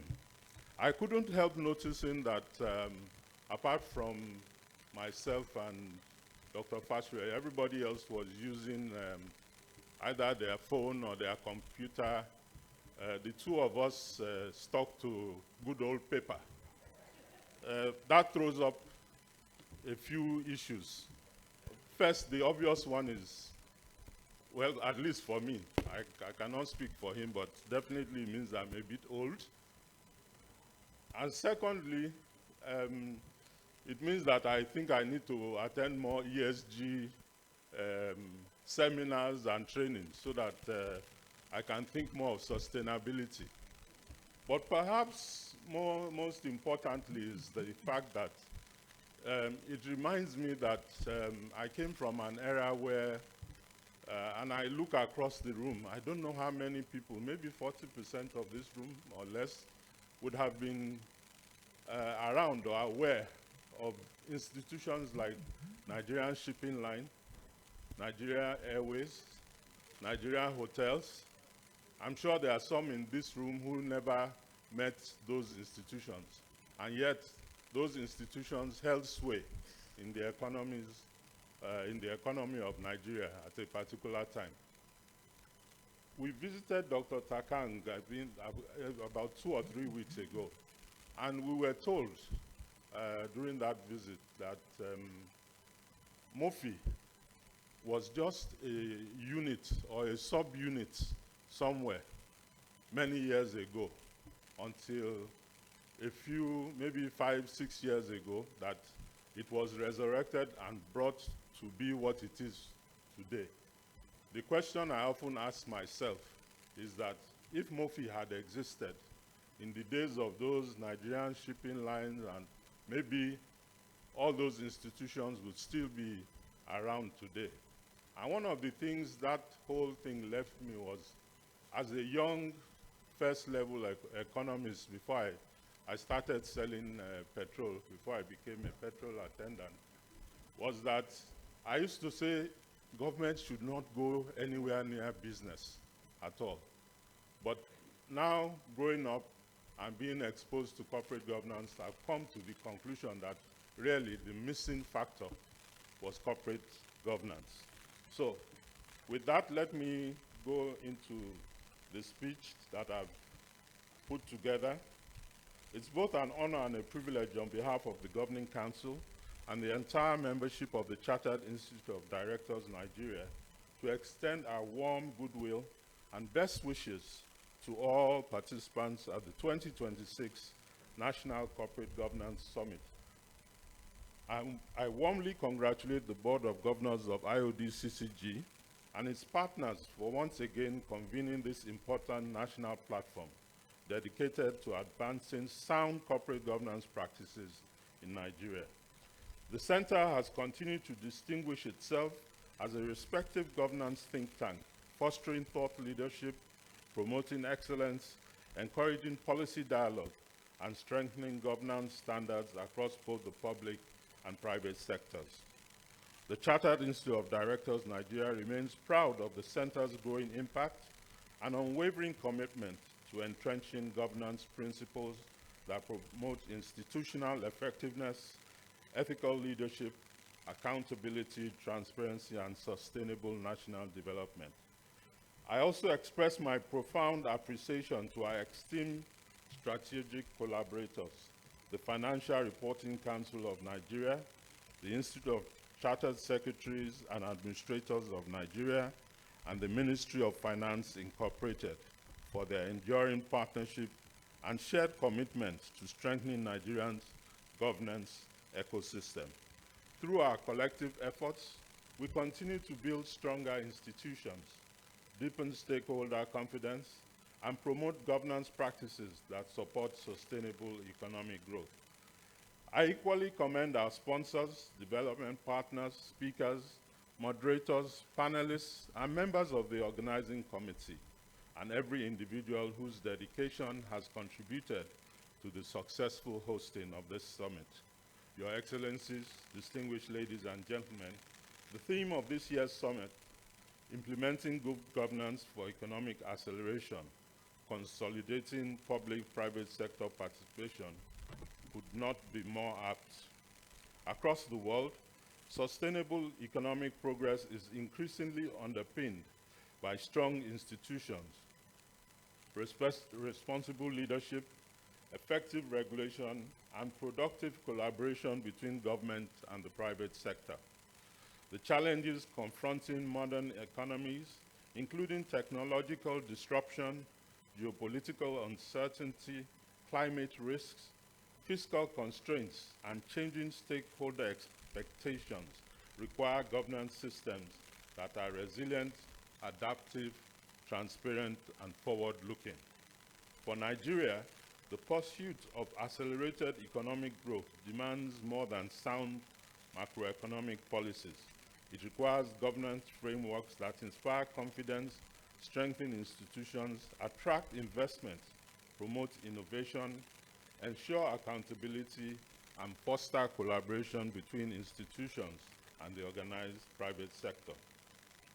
As Nigeria's foremost professional body for directors and champions of corporate governance, the Chartered Institute of Directors Nigeria remains steadfast in its commitment to developing world-class directors and promoting governance practices that strengthen board effectiveness, institutional resilience, ethical leadership, and long-term value creation. We shall continue to work collaboratively with governments, regulators, professional bodies, development partners, academia, and the organized private sector to advance governance standards that inspire investor confidence, improve organizational performance, and position Nigeria as a globally competitive investment destination. I am confident that the deliberations over the course of this summit will generate practical insights, innovative ideas, and actionable recommendations that will further strengthen governance practices, deepen public-private collaboration, and contribute meaningfully to Nigeria's economic transformation. I therefore encourage every participant to engage actively, exchange knowledge openly, challenge conventional thinking constructively, and commit to translating the outcomes of this summit into measurable actions within our respective organizations and institutions. In closing, I once again congratulate the IOD Center for Corporate Governance for sustaining this flagship national initiative and express our sincere appreciation to our strategic collaborators for their invaluable partnership in advancing the corporate governance agenda in Nigeria. Together, let us continue to build institutions that are governed with integrity, led with purpose, and committed to creating sustainable value for our nation and future generations. I wish you all a productive, insightful, and highly successful summit.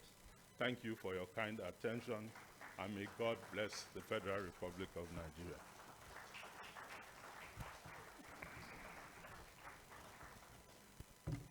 Thank you. Thank you very much, Mr. President. Thank you. All right. As we get on the train one more time for this goodwill messages, I'd like to also at this time invite another very distinguished person.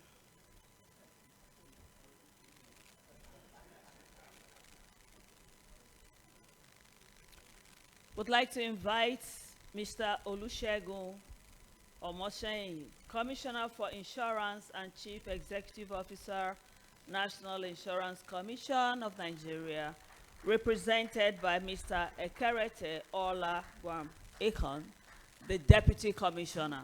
Thank you.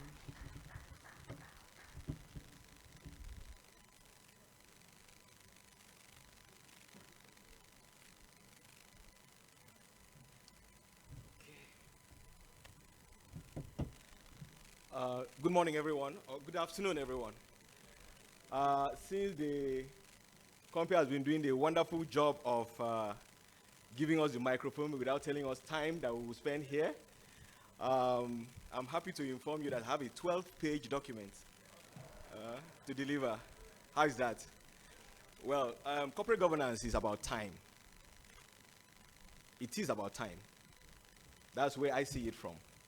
And so I'm not going to take your time.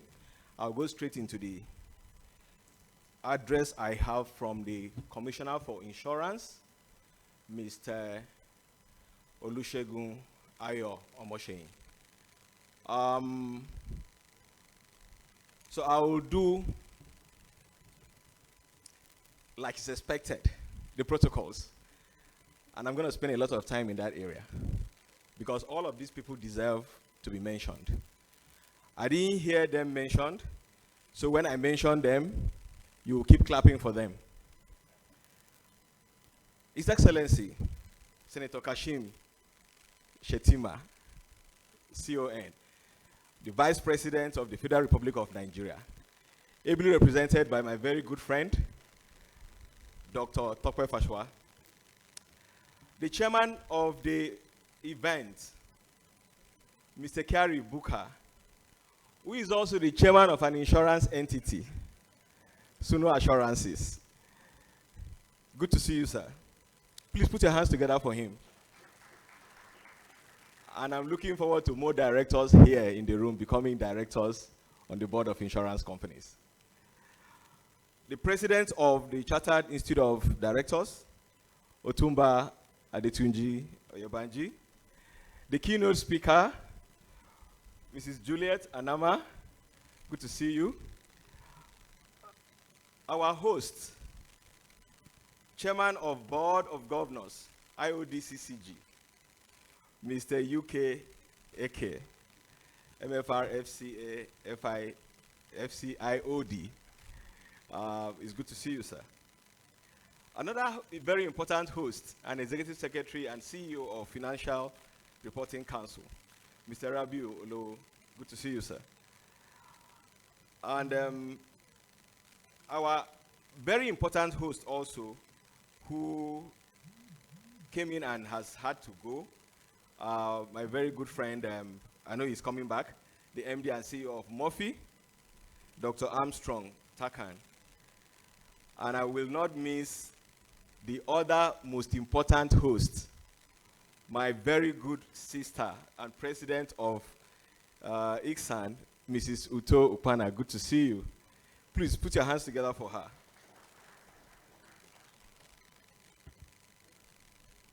Of course, I will not miss to recognize the immediate past Commissioner for Insurance, Mr. Oludare Thomas. Good to see you, sir. And all the directors and speakers, participants, ladies and gentlemen. It is, now I'm going to the speech, just for you to know. It's not me anymore. So it is a privilege and honor to participate in this important corporate governance summit and to also contribute to the conversation on implementing good governance for economic acceleration, consolidating public sector and private sector partnership. I commend the Institute of Directors and Center for Corporate Governance for providing this strategic platform to deepen governance discourse in Nigeria. There is no doubt that corporate governance remains one of the most critical enablers of financial stability, investor confidence, economic growth, and institutional sustainability. For the insurance sector, governance is not merely a compliance requirement. It is the foundation upon which policyholder trust, market integrity, and financial resilience are built. Globally, experience has shown that weak governance are often at the root of most companies' failures, insurers inclusive. Issues such as inadequate board oversight, poor risk management, ineffective internal controls, conflicts of interest, weak corporate governance, culture, and insufficient accountability mechanisms have historically undermined entities' ability to meet obligations to clients, customers, and to my sector, policyholders. In Nigeria, the insurance industry has made significant progress over the years. However, governance challenges continue to demand regulatory attention. Issues around board effectiveness and independence, risk governance and enterprise risk management practices, fit and proper standards for directors and key management personnel, succession planning and leadership continuity, related party transactions and conflict of interest management, financial reporting transparency and disclosure quality, conduct risk and fair treatment of customers and policyholders, cybersecurity and technology governance, ESG considerations within corporate strategy. These governance concerns are particularly important for insurance institutions that serve as custodians of long-term savings and providers of risk protection to households, businesses, and governments. Governance is fundamental and one of the most critical lifelines for entities.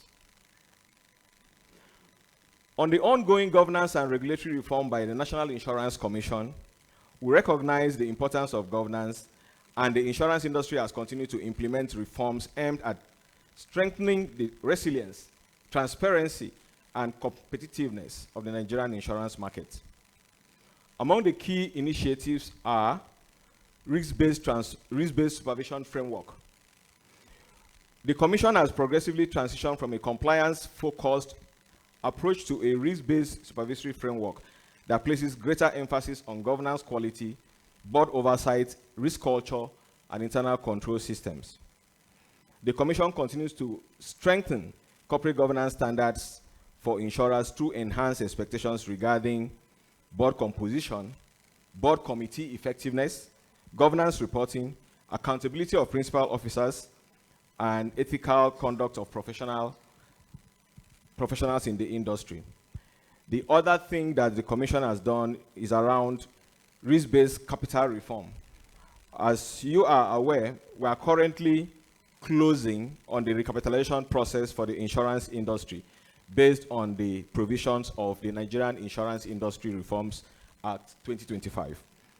Strong governance is indispensable for the successful implementation of the risk-based capital systems. Market conduct and consumer protection enhancement is the sustainable insurance framework that determines public trust. Major reforms in the insurance sector has been made on protection of policyholders. The Commission recently inaugurated the Committee on Policyholders Protection Fund, which guarantees claim settlement in the event of failure of insurers to meet their obligations. To that effect, the National Insurance Commission continues to strengthen other consumer protection measures, such as the market conduct regulations, claim settlement monitoring, consumer protection mechanisms, and complaint resolution frameworks to ensure fair outcomes for policyholders and the Nigerians at large. The increasing digitization of financial services presents another opportunity for corporate governance challenges to be addressed.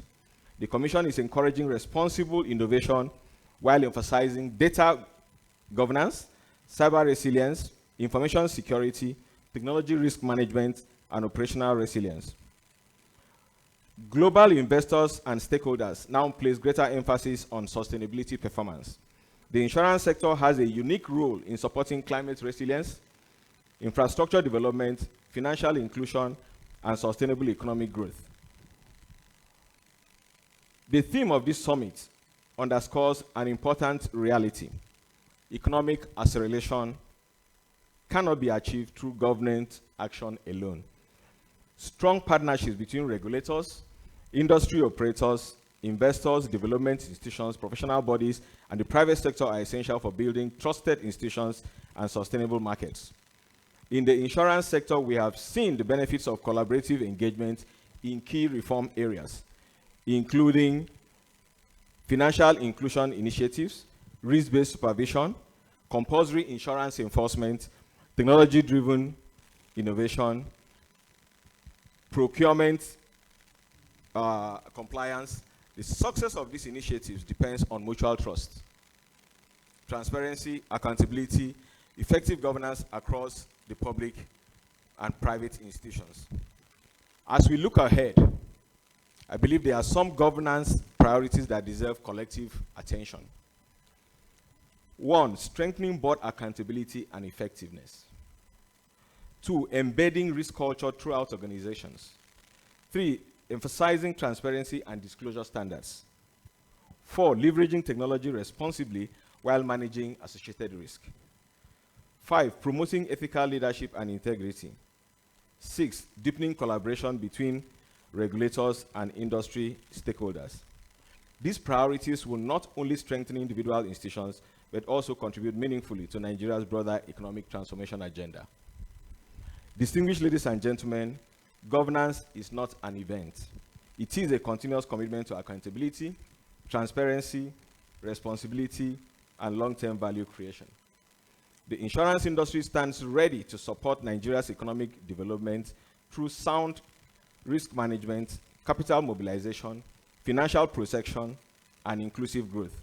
However, these contributions can only be sustained within a framework of strong corporate governance and effective public-private sector collaboration.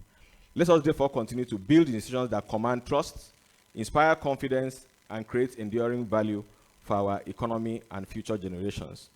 I congratulate the organizers for convening this timely summit, and I wish all participants faithful deliberations. Olusegun Ayo Omosheni, just to be clear.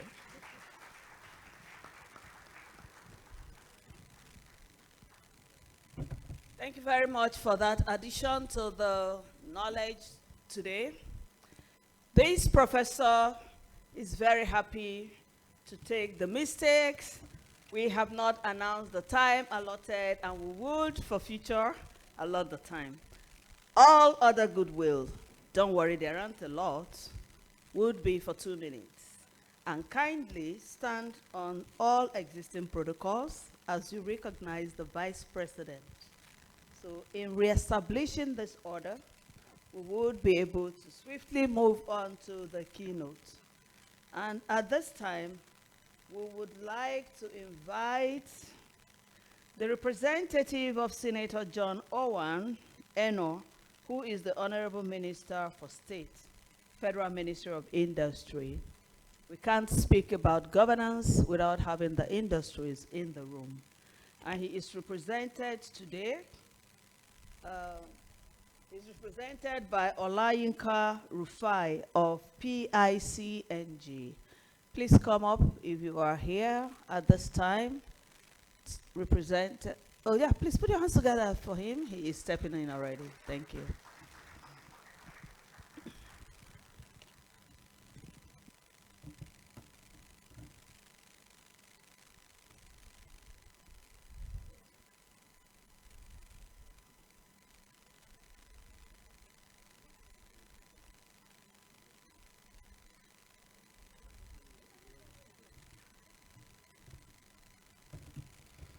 Good afternoon. Why now? Good afternoon. Thank you. Thank you. In the ongoing tradition of correcting the compare, I hereby submit that I am not representing, even though he is such an able person, the minister. I'm representing the executive chairman and CEO of the Presidential Initiative on Compressed Natural Gas and Electric Vehicles, Barrister Ishmael Ahmed. My name is Olayinka Rufai. She got that one right anyway. I've been instructed on how to handle the protocols, so I recognize the Vice President, Senator Kashim Shettima, GCON, ably represented by the ever-cerebral Special Assistant to the President on Economic Matters, Dr. Tope Fashwa. And rapidly, forgive me, I have to also recognize and appreciate our hosts, the Institute of Directors, the IOD, CCG, the Institute of Chartered Secretaries and Administrators of Nigeria, the Financial Reporting Council, and of course my board chairman, my board director, Dr. Armstrong Takang, the Managing Director, CEO of MOFI.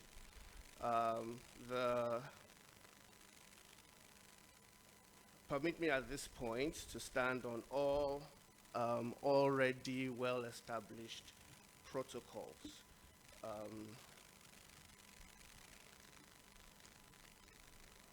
I go straight to the speech. Otuma, I'm also not compliant, so I'm part of your club.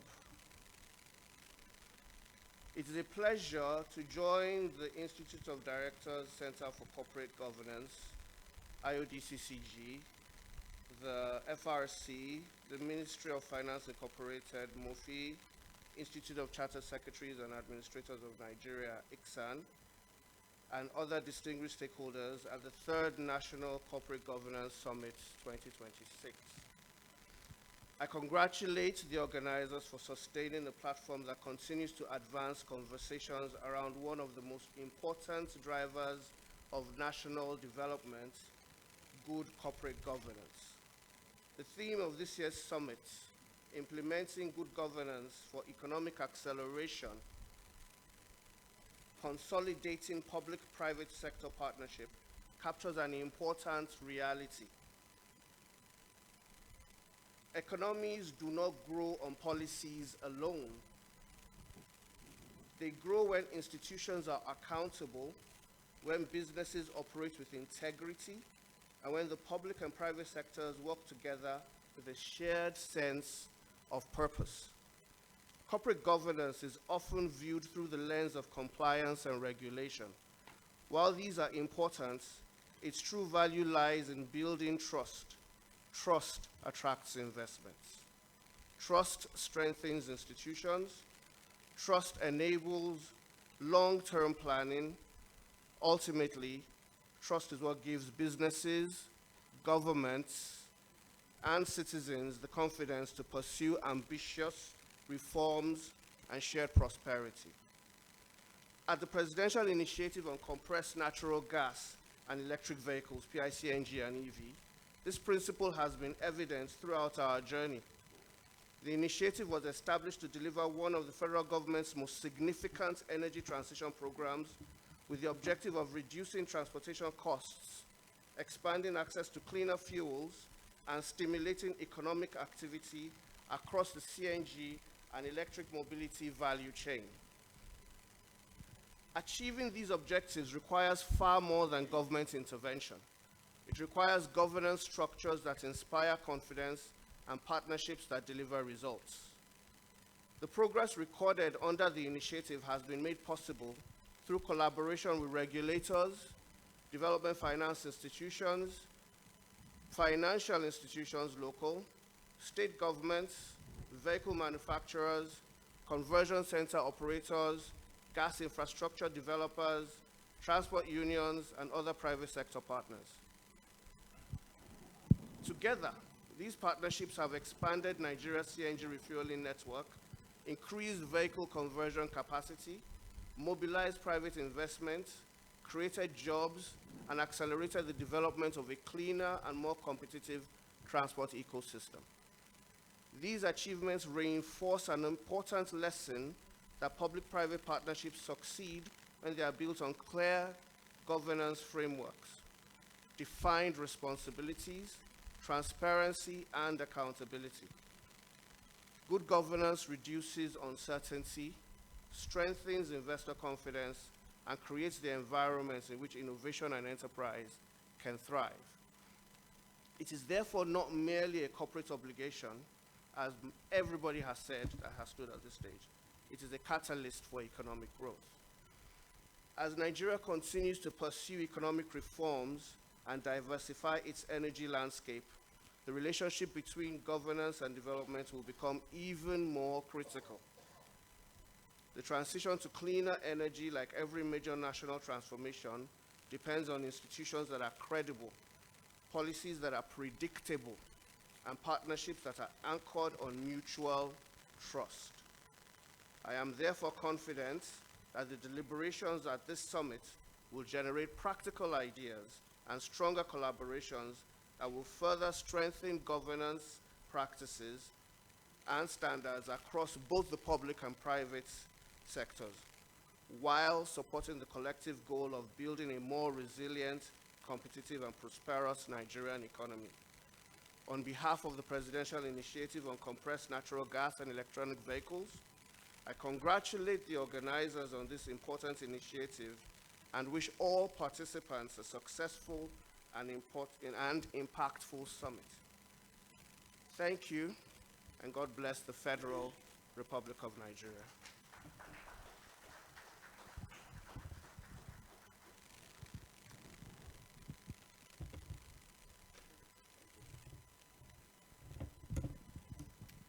Thank you for bringing the discussion around ESG, environment, energy into the room.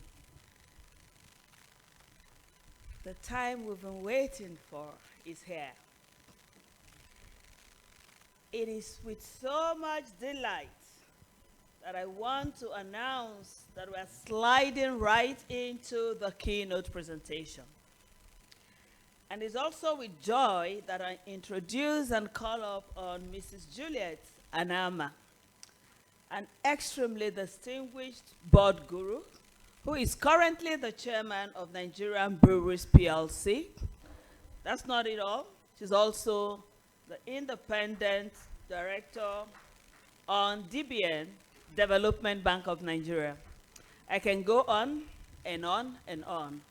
But she's bringing enormous experience to the theme of today, which is implementing good governance. Please come up, ma'am. For economic acceleration, consolidating public and private sector partnerships. Thank you. Thank you very much. Is it still morning? No, it's afternoon now. So I should say good afternoon, ladies and gentlemen. Let me start with the proper protocol of recognizing His Excellency, the Vice President of the Federal Republic of Nigeria, represented by Dr. Tokwe Fasua. Dr. Tokwe, I'm sure that if you had $1 for every time you've heard your name this morning, you'll be a billionaire by now. Let me also thank our hosts and the sponsors of this event, the leadership across FRCN, across Chartered Institute of Directors, across ICSAN and MOFI, who put this together. And in particular, I give my thanks to the president of the Center for Corporate Governance of Institute of Directors, who invited me for the keynote, my chair, Malam Abakiari, for being the chairman of this occasion. And a warm welcome to everyone, all distinguished ladies and gentlemen, and I will stand on all the protocols that have been observed. Now, having observed the protocols, may I ask that we please rise and stretch our legs. Yeah, you want to stretch your arms a little bit, stretch your arms, and but stretch your legs. Yeah, the consultant in me has not left since since I left consulting since 2015. Yeah, please have your seats. I don't know if my presentation is up. Who's navigating my presentation, please?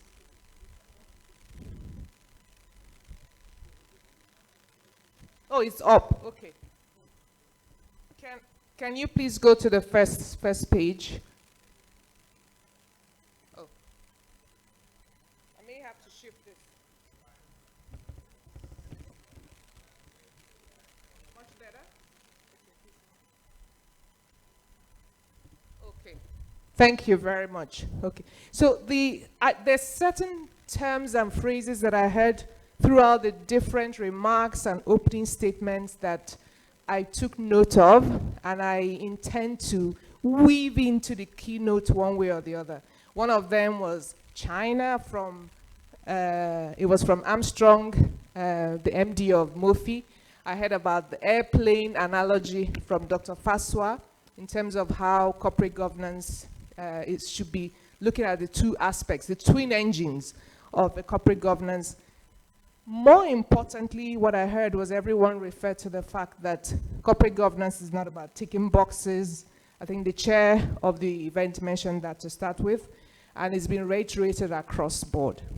So let me first of all start, before I jump into the presentation, to just corral our minds around one key point.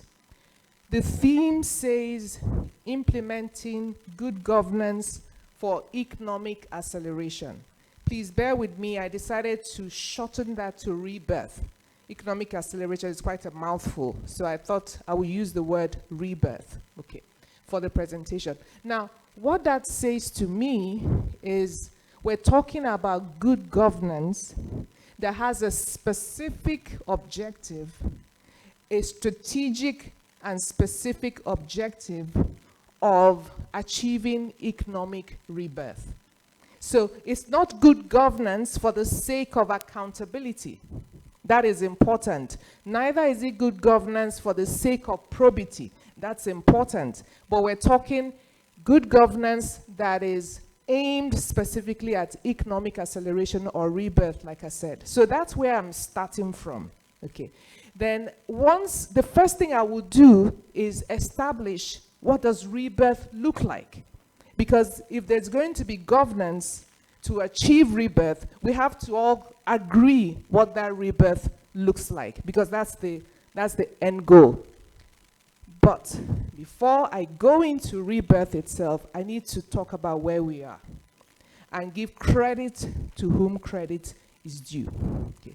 This current administration, please can we go to the next slide? This current administration in the last couple of years has taken a number of extremely bold and painful steps that are difficult to take, but they have stabilized the economy.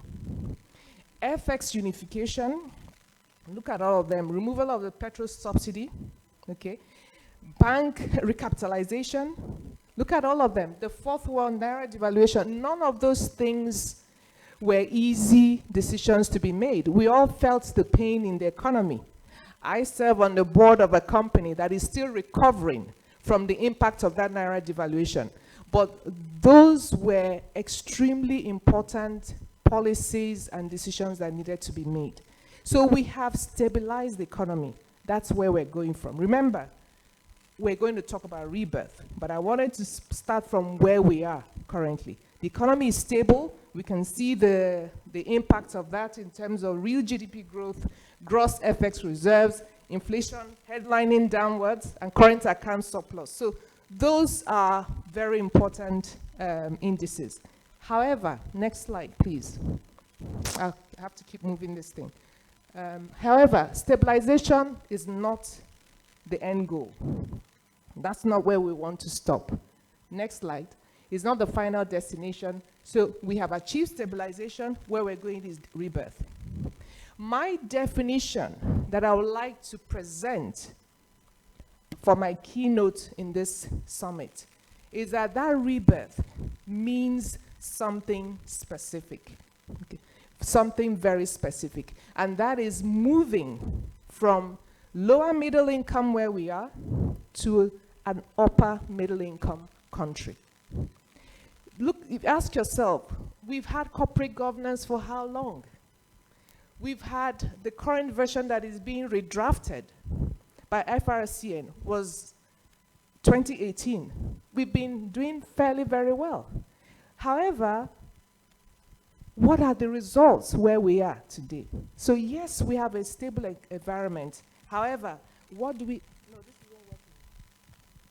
Hello? When is it working? Give me back. Yeah. Can I go on? Yeah. So, please go to the next slide. Okay.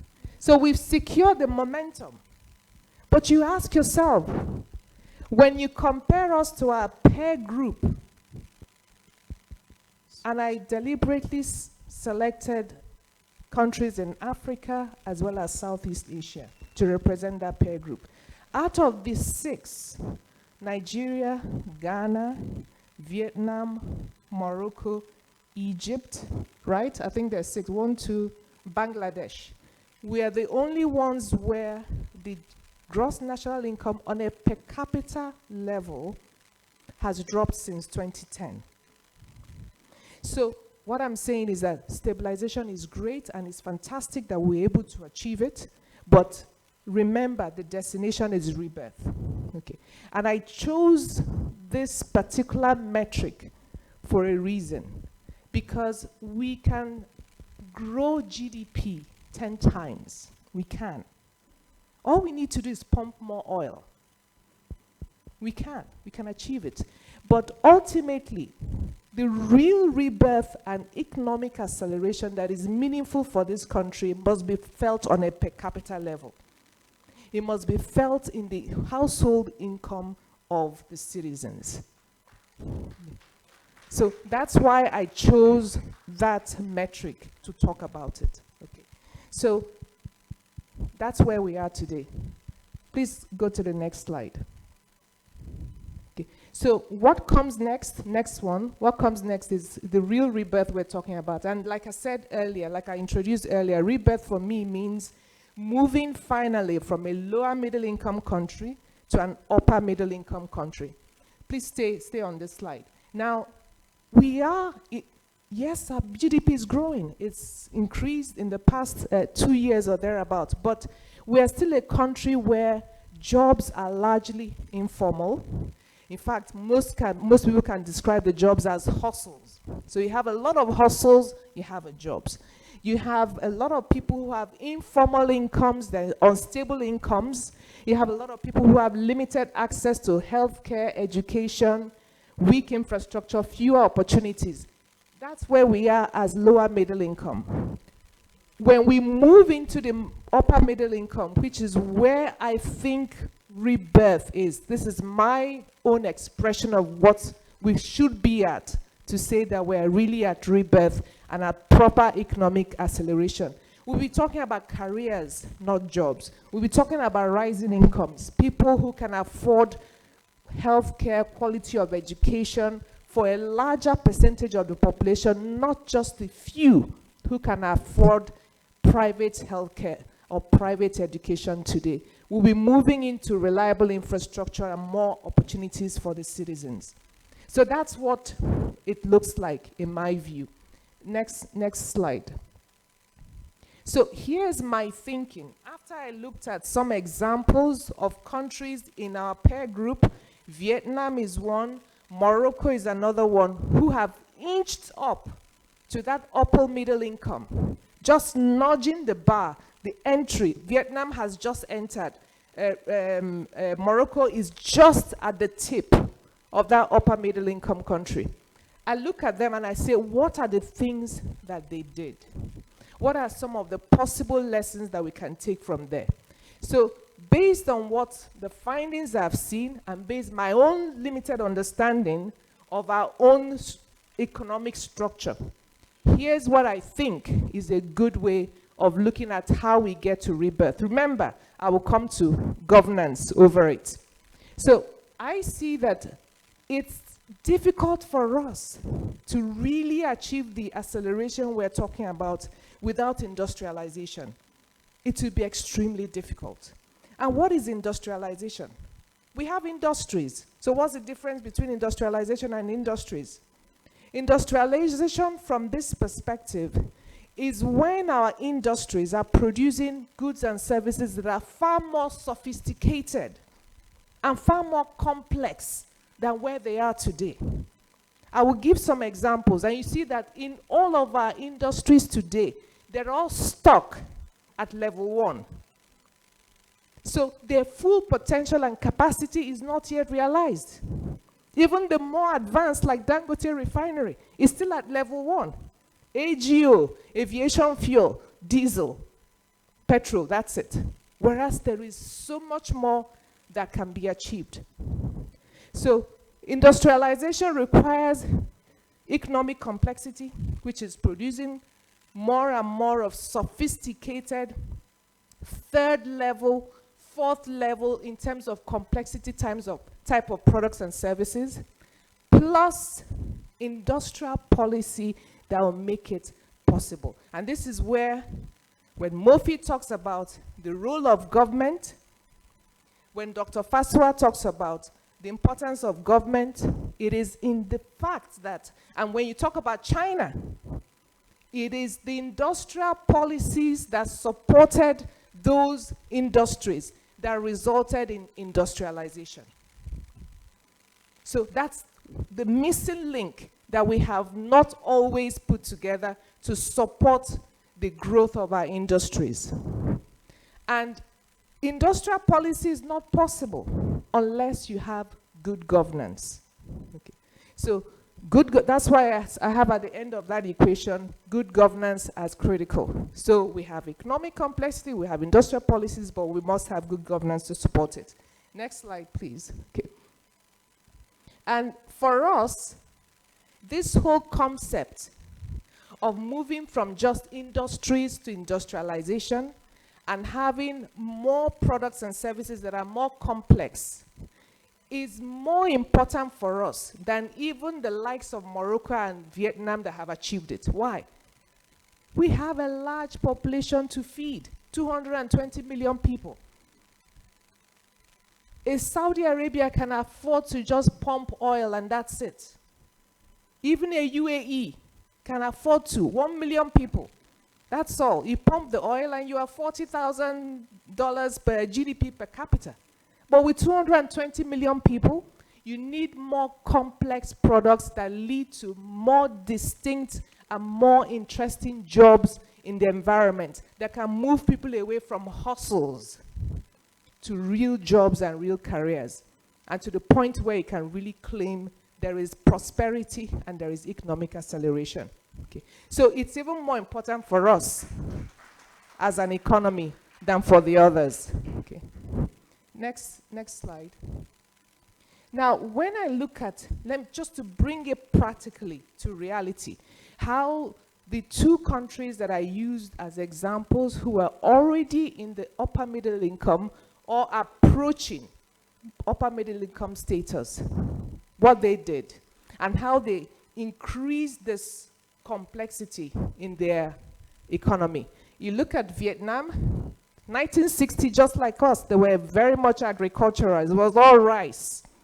And then they moved from rice to textiles and garments, electronic assembly. Now they are in semiconductors and advanced electronics. And each stage is more complex than the other. Okay. You look at Morocco, start with phosphates, then fertilizers, then automotive. Now, based on the automotive skill sets and types of processes that you require for automotive, and their people have become skilled in it, those same people are doing aerospace. They are doing parts that support the aerospace industry. That is the level of complexity that we're looking at. That's moving up the chain in terms of complexity. Now, let me pause and say, is it that we are going to be starting from ground zero? No, we are not. We have already, like I mentioned earlier, industries that exist. The only difference is being able to support these industries with good governance that will allow them to move from the first level of where they are in terms of the types of products they're producing to much more complex level of products that makes our economic cycle and the engine of the economy much more complex. That's why you produce things that you export, much more of goods that you're exporting that are value-added products and not just first-level things that are either grown or just dug out of the ground. Okay. So we do have those industries. So permit me on the next slide, what I'm showing are industries, right? The companies represented are simply saying these are some companies that are in those industries. Okay. So if we take a couple of, and there could be more, these are just examples. You take petrochemicals, we have that industry already existing. We have agro-processing, we have the industry already existing. We have palm oil processing, CPO, we have that industry. We have automotive, we have renewable energy, we have digital, we have grain fermentation, which is what Nigerian Breweries does. It's really a fermentation process. Brewing alcohol is a fermentation process. So, but there is so much more beyond brewing beer. It's just, what is the right industrial policy that can allow Nigerian breweries to move beyond brewing beer into more things that have to do with pharmaceuticals and so many other things that are relevant for the economy. So I'm just using this page to represent that we do have the industries. We're not starting from scratch. Now, let's go to the next slide to show, this is just an example. I took two industries to show an example. What we should be having if we are moving in terms of industrialization. So if Dangote refinery today, first order, that's where it is. Fuel, diesel, aviation fuel. By the fourth order of products, it should be into pharmaceuticals, healthcare, advanced composites, even aerospace and high performance components. Second level, it has started to have discussions around petrochemicals, lubricants and base oils, but look at the potential. Look at the vast potential. If you take Okomu and Presco, okay, they're into crude palm oil processing today. Now, we produce crude palm oil, but we import olein. So it's not only in crude oil that we have the issue of we import the refined product when we have the capacity to produce that refined product. Even in crude palm oil, we use crude palm oil locally, then we import olein, which we use for margarine, which we use for so many other products and services in the food industry. So look at the vast potential. I just took those two industries as example to show how industrialization takes you away, moves you further from just we have an industry to the full scope of what is possible within that industry. Okay. Next slide. So the real challenge for us is not identifying the right industries. We have them. Okay? And like I said, these ones I selected just examples. There could be many more that you can identify. Okay. But can we maintain industrial policies? I will even say, can we define industrial policies first? Define them and then maintain them long enough for these industry to move up the complexity ladder. That's the real problem. And that's where we're going to governance next. That's the real issue. Because these countries I talked about, Morocco, Vietnam, that's what happened.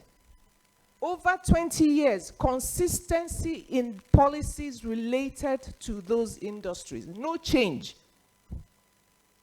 Johnny come, Johnny go, the industrial policies stayed. Even the China that we saw as an example is the same thing. Consistent industrial policy. That is the difference. There is a policy that these industries are accretive to the economy, and therefore we will support them with these specific policies. And we will stick to those policies whether this party comes into place or that party comes into place. Now, someone can say to me, Vietnam is a quasi-military organization, military country. So the leadership decides what to do. And over the next 50 years, they can follow you through. Another person can say, Morocco. It's a kingdom. The king basically decides what he wants to do. And those are correct observations. Those are absolutely correct observations. So the real challenge for us, next slide, the real challenge for us is how do we make industrial policies endure across political cycles in a democracy? That's really the fundamental issue that we have to address. So we're coming to the governance now. These are my thinking that I would like to share with you on the governance principles that should be part of the governance model to make this work. 1, policy stability. 2, competition among states. Today, there are states that can survive and continue to exist as states in this country without contributing anything to the quality of life of their citizens. And they're still states. They're still states. There are some countries where you will not be recognized as a town, talk less of a state, if you don't have certain infrastructure in place. So there are some countries where towns state the date in which they were recognized as a town. We had a post office, we had a primary school, we had a secondary school, we had a university, we had a functioning police force, we had customs, we had XYZ, and when we got there, that's how we became recognized as a town. Talk less of states, but we have states that exist today without that, and that's because there's no competition. There's nothing to strive for. So with all our corporate governance, if we don't have something that engenders competition among our states, as we're devolving more and more responsibilities to states, then we may not get this right. Extremely key. The third one is no national champions. Just have national policies and let the best compete. Someone can say, oh, Samsung. Samsung, yes. In Vietnam, Samsung has done very well with the electronics that are produced in Vietnam. But it's not because they chose Samsung. Samsung competed with every other company who were under those industrial policies that were supposed to support the development of electronics in the company. And they just happened to be the ones that emerged as the strongest, the most competitive, and the most effective one. Because once you announce a national champion, what are you going to do?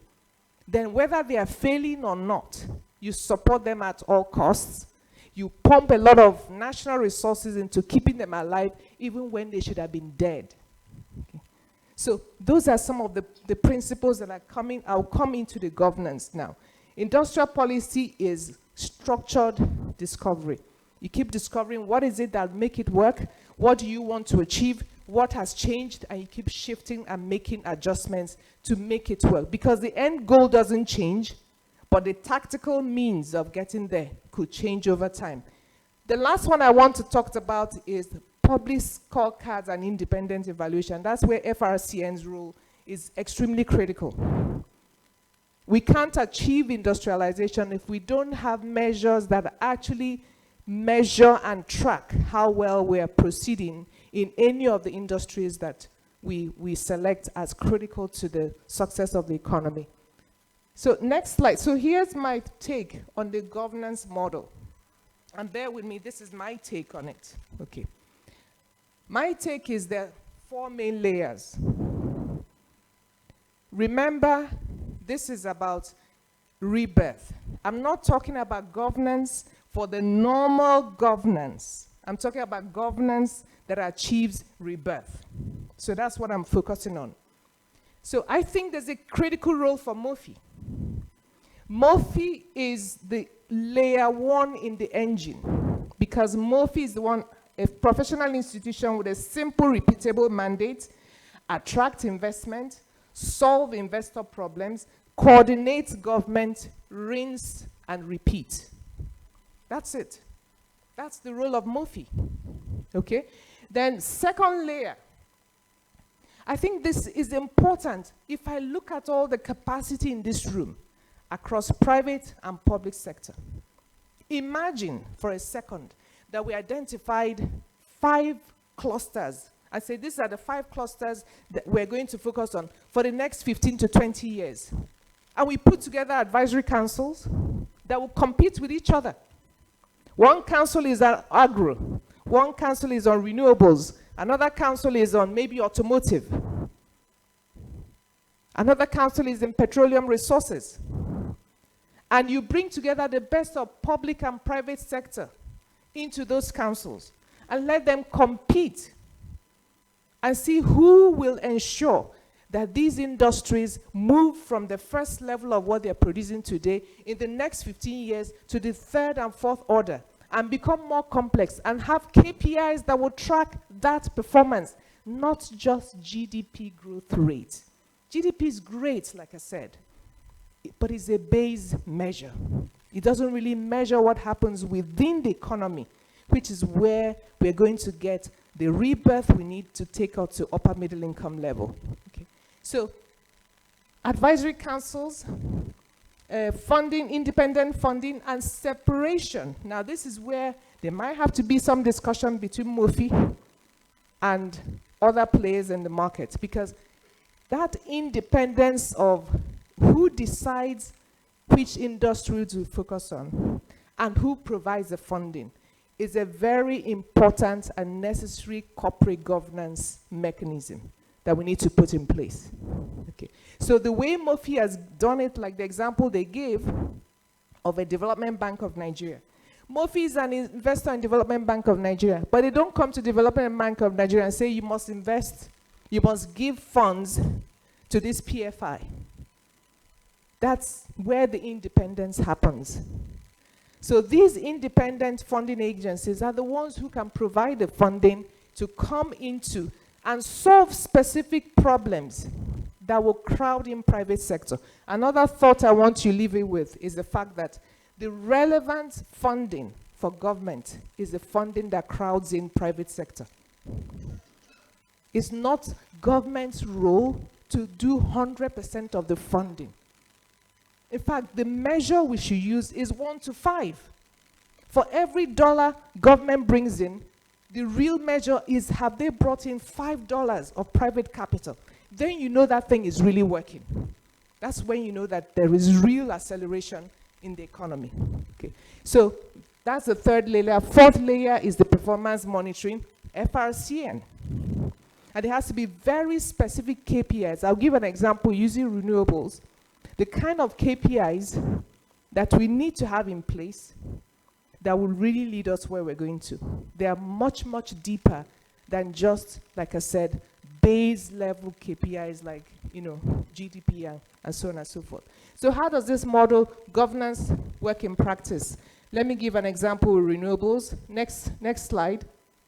So this is just illustrative, please. Everything I'm showing here is just illustrative. Nothing is prescriptive. Okay. So this is an illustration of how this could work. Mofi can start by saying, what exactly is stopping investment in utility scale solar?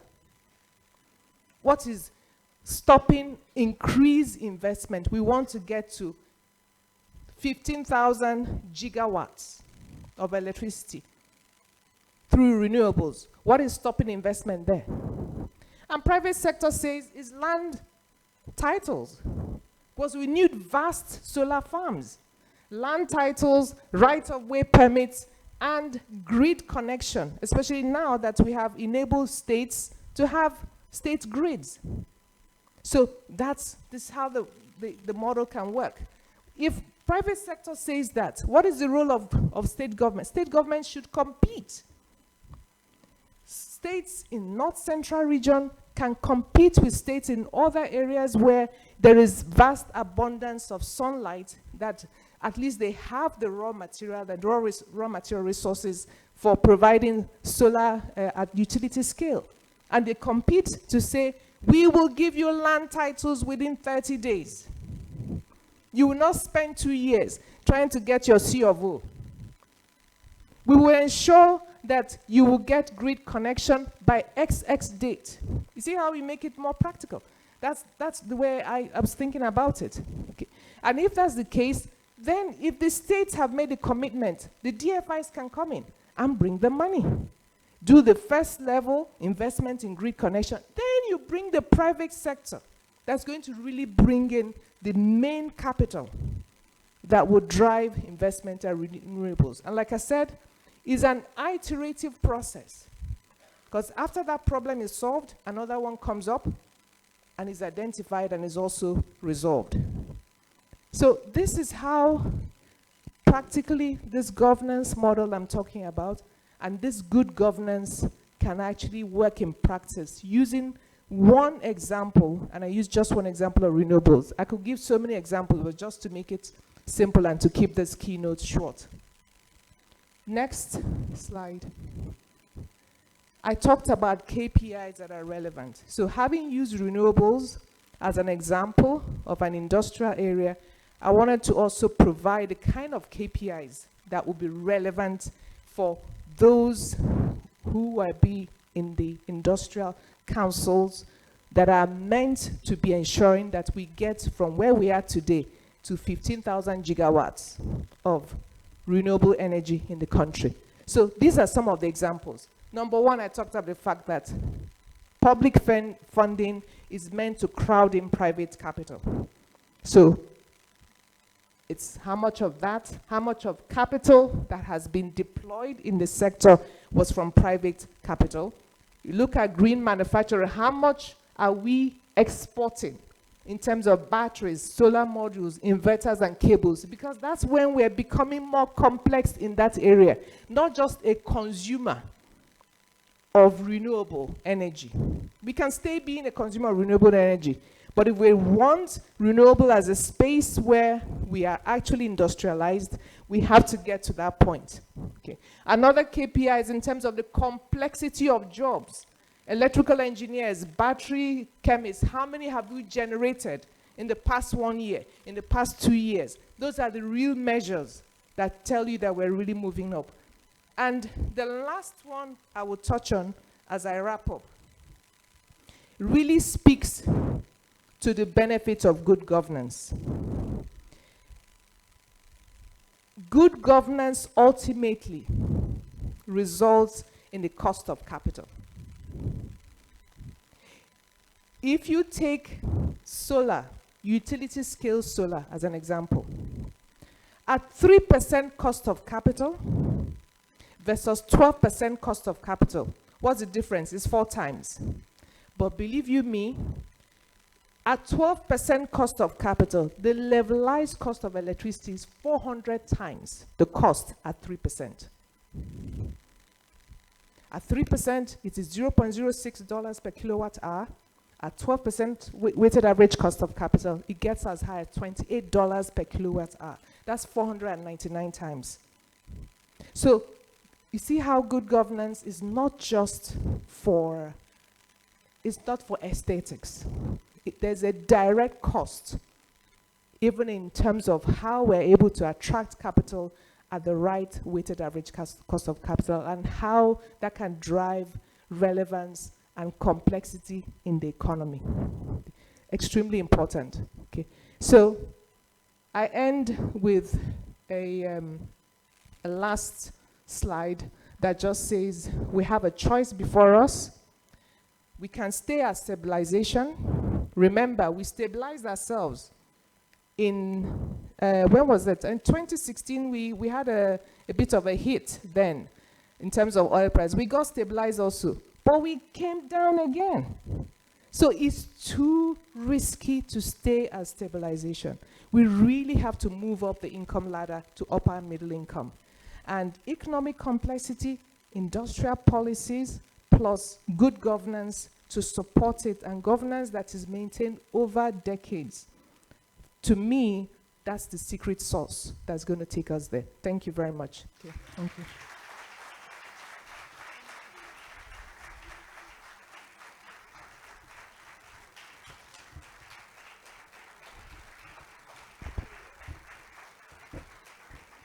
Oh, such an amazing work. Even if we find 4 areas, we would be great. Agro, everyone must eat. Renewable, the new gold. Automotive, extremely great opportunity. Petrochemical. Thank you very much. Please be seated. If I ask for just one word that would speak to what she did today, this display. Can I get a word? Phenomenal? Brilliant? Splendid? Excellent. I will say this is a master class. Master class.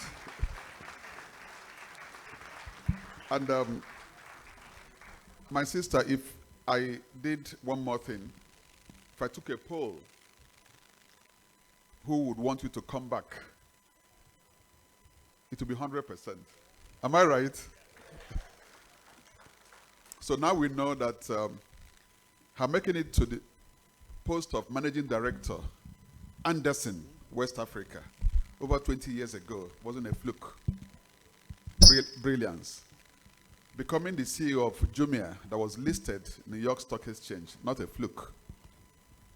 Being on the board of flour mills, being the chairman, the board of Nigerian Breweries PLC, not a fluke.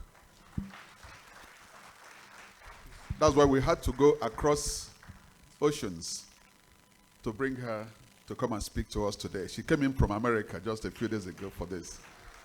On behalf of the partners that put together this summit, we'd like to thank you sincerely for such an excellent delivery. And you spoke from the heart. Commitment to building Nigeria.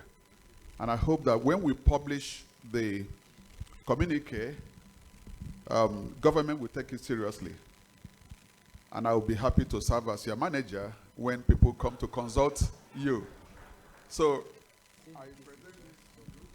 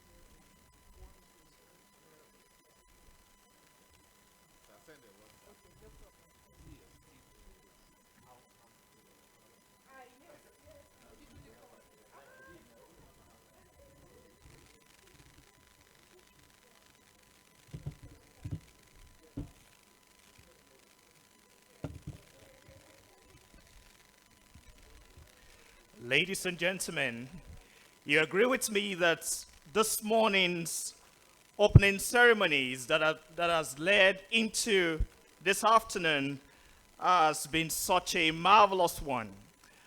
And while the keynote speaker spoke, I stacked up some adjectives to describe our presentation. And I heard eloquent, engaging, electrifying, and dare I say, an energizing keynote that we've just enjoyed.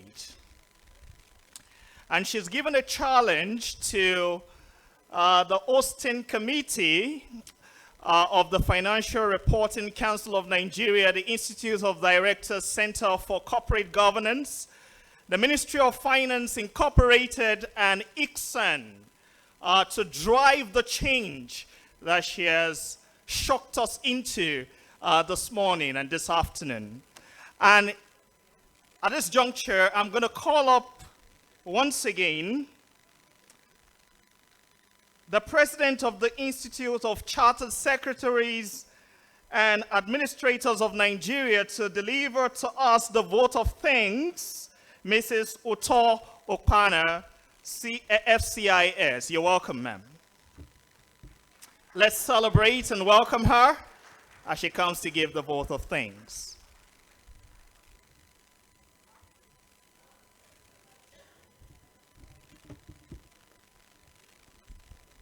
Good afternoon once again, distinguished ladies and gentlemen. Although I have been asked to come and give the vote of thanks, it is not time to go yet. We're just starting, but we want to thank you in anticipation of the fact that you will stay, not just till the end of today, but also be here tomorrow. I'm sure the eyes have it. Absolutely, our chairman is nodding. And so let me thank His Excellency, distinguished Senator Kashim Shettima, GCON, who was ably represented by Dr. Tokpe Fashua, who I can still see, so he's still in the hall. He made his way all the way from Abuja, and we're indeed grateful to His Excellency for ensuring that the federal government was represented here today at this important summit. Let me thank our chairman of the occasion. And when he came here to speak, he didn't just tell us theory. From his speech, you could extract that he was speaking from a reservoir of experience and is still building that pool of experience. So, Malam Kari, thank you very much, Boka. Thank you very much for making time, and you're still here. And we know that you will not just stay till the end, but you'll be here tomorrow. So please join me to thank Mr. Chairman. Also thank, because I am thanking on behalf of the co-conveners, I will mention them last because we are the hosts. And so let me thank the president of the CIOD, Otumba. Thank you. As we were sitting together, we're exchanging ideas, and this shows the collaboration that must happen between professional bodies, because together we can really, really do a lot more to accelerate Nigeria's economic prosperity. Permit me to also thank our keynote speaker, who delivered not just an eloquent presentation, but spoke to the things, the practical issues that we should take away, the practical tips to implement wherever we are, whether we are private sector participants or whether we're on the other side in the public sector. When I came and I saw her here, because she came in from out of the country, and for someone who has such immense experience, I would say that I wasn't surprised, but I was blown out of the water. And I kept taking notes as to this is what we really need to do if we want to really speak about Nigeria's economic growth and prosperity. And so, without wasting too much time, let me thank our moderator. I can't see one of them. I'm sure they're outside. And most importantly, to thank everyone in the room. When Mrs. Juliet Nama came up, she said maybe we have been sitting for too long. And I also think so, that we've probably been sitting for too long. So please indulge me by standing a little bit. Because I cannot thank everyone, go round to thank everyone individually, on behalf of the co-conveners, the FRC, IOD Center for Corporate Governance, ICSAN, Murphy, I want to thank you individually. And you're going to help me thank yourself. So please raise your right hand and give yourself a pat on the back. Thank you very much. You deserve so many pats on the back, but thank you for thanking yourself. And on that note, I encourage you once again to please take advantage of all the sessions that will happen today. We have 2 plenary sessions today, and we have 2 more tomorrow. And on that note, thank you. God bless you.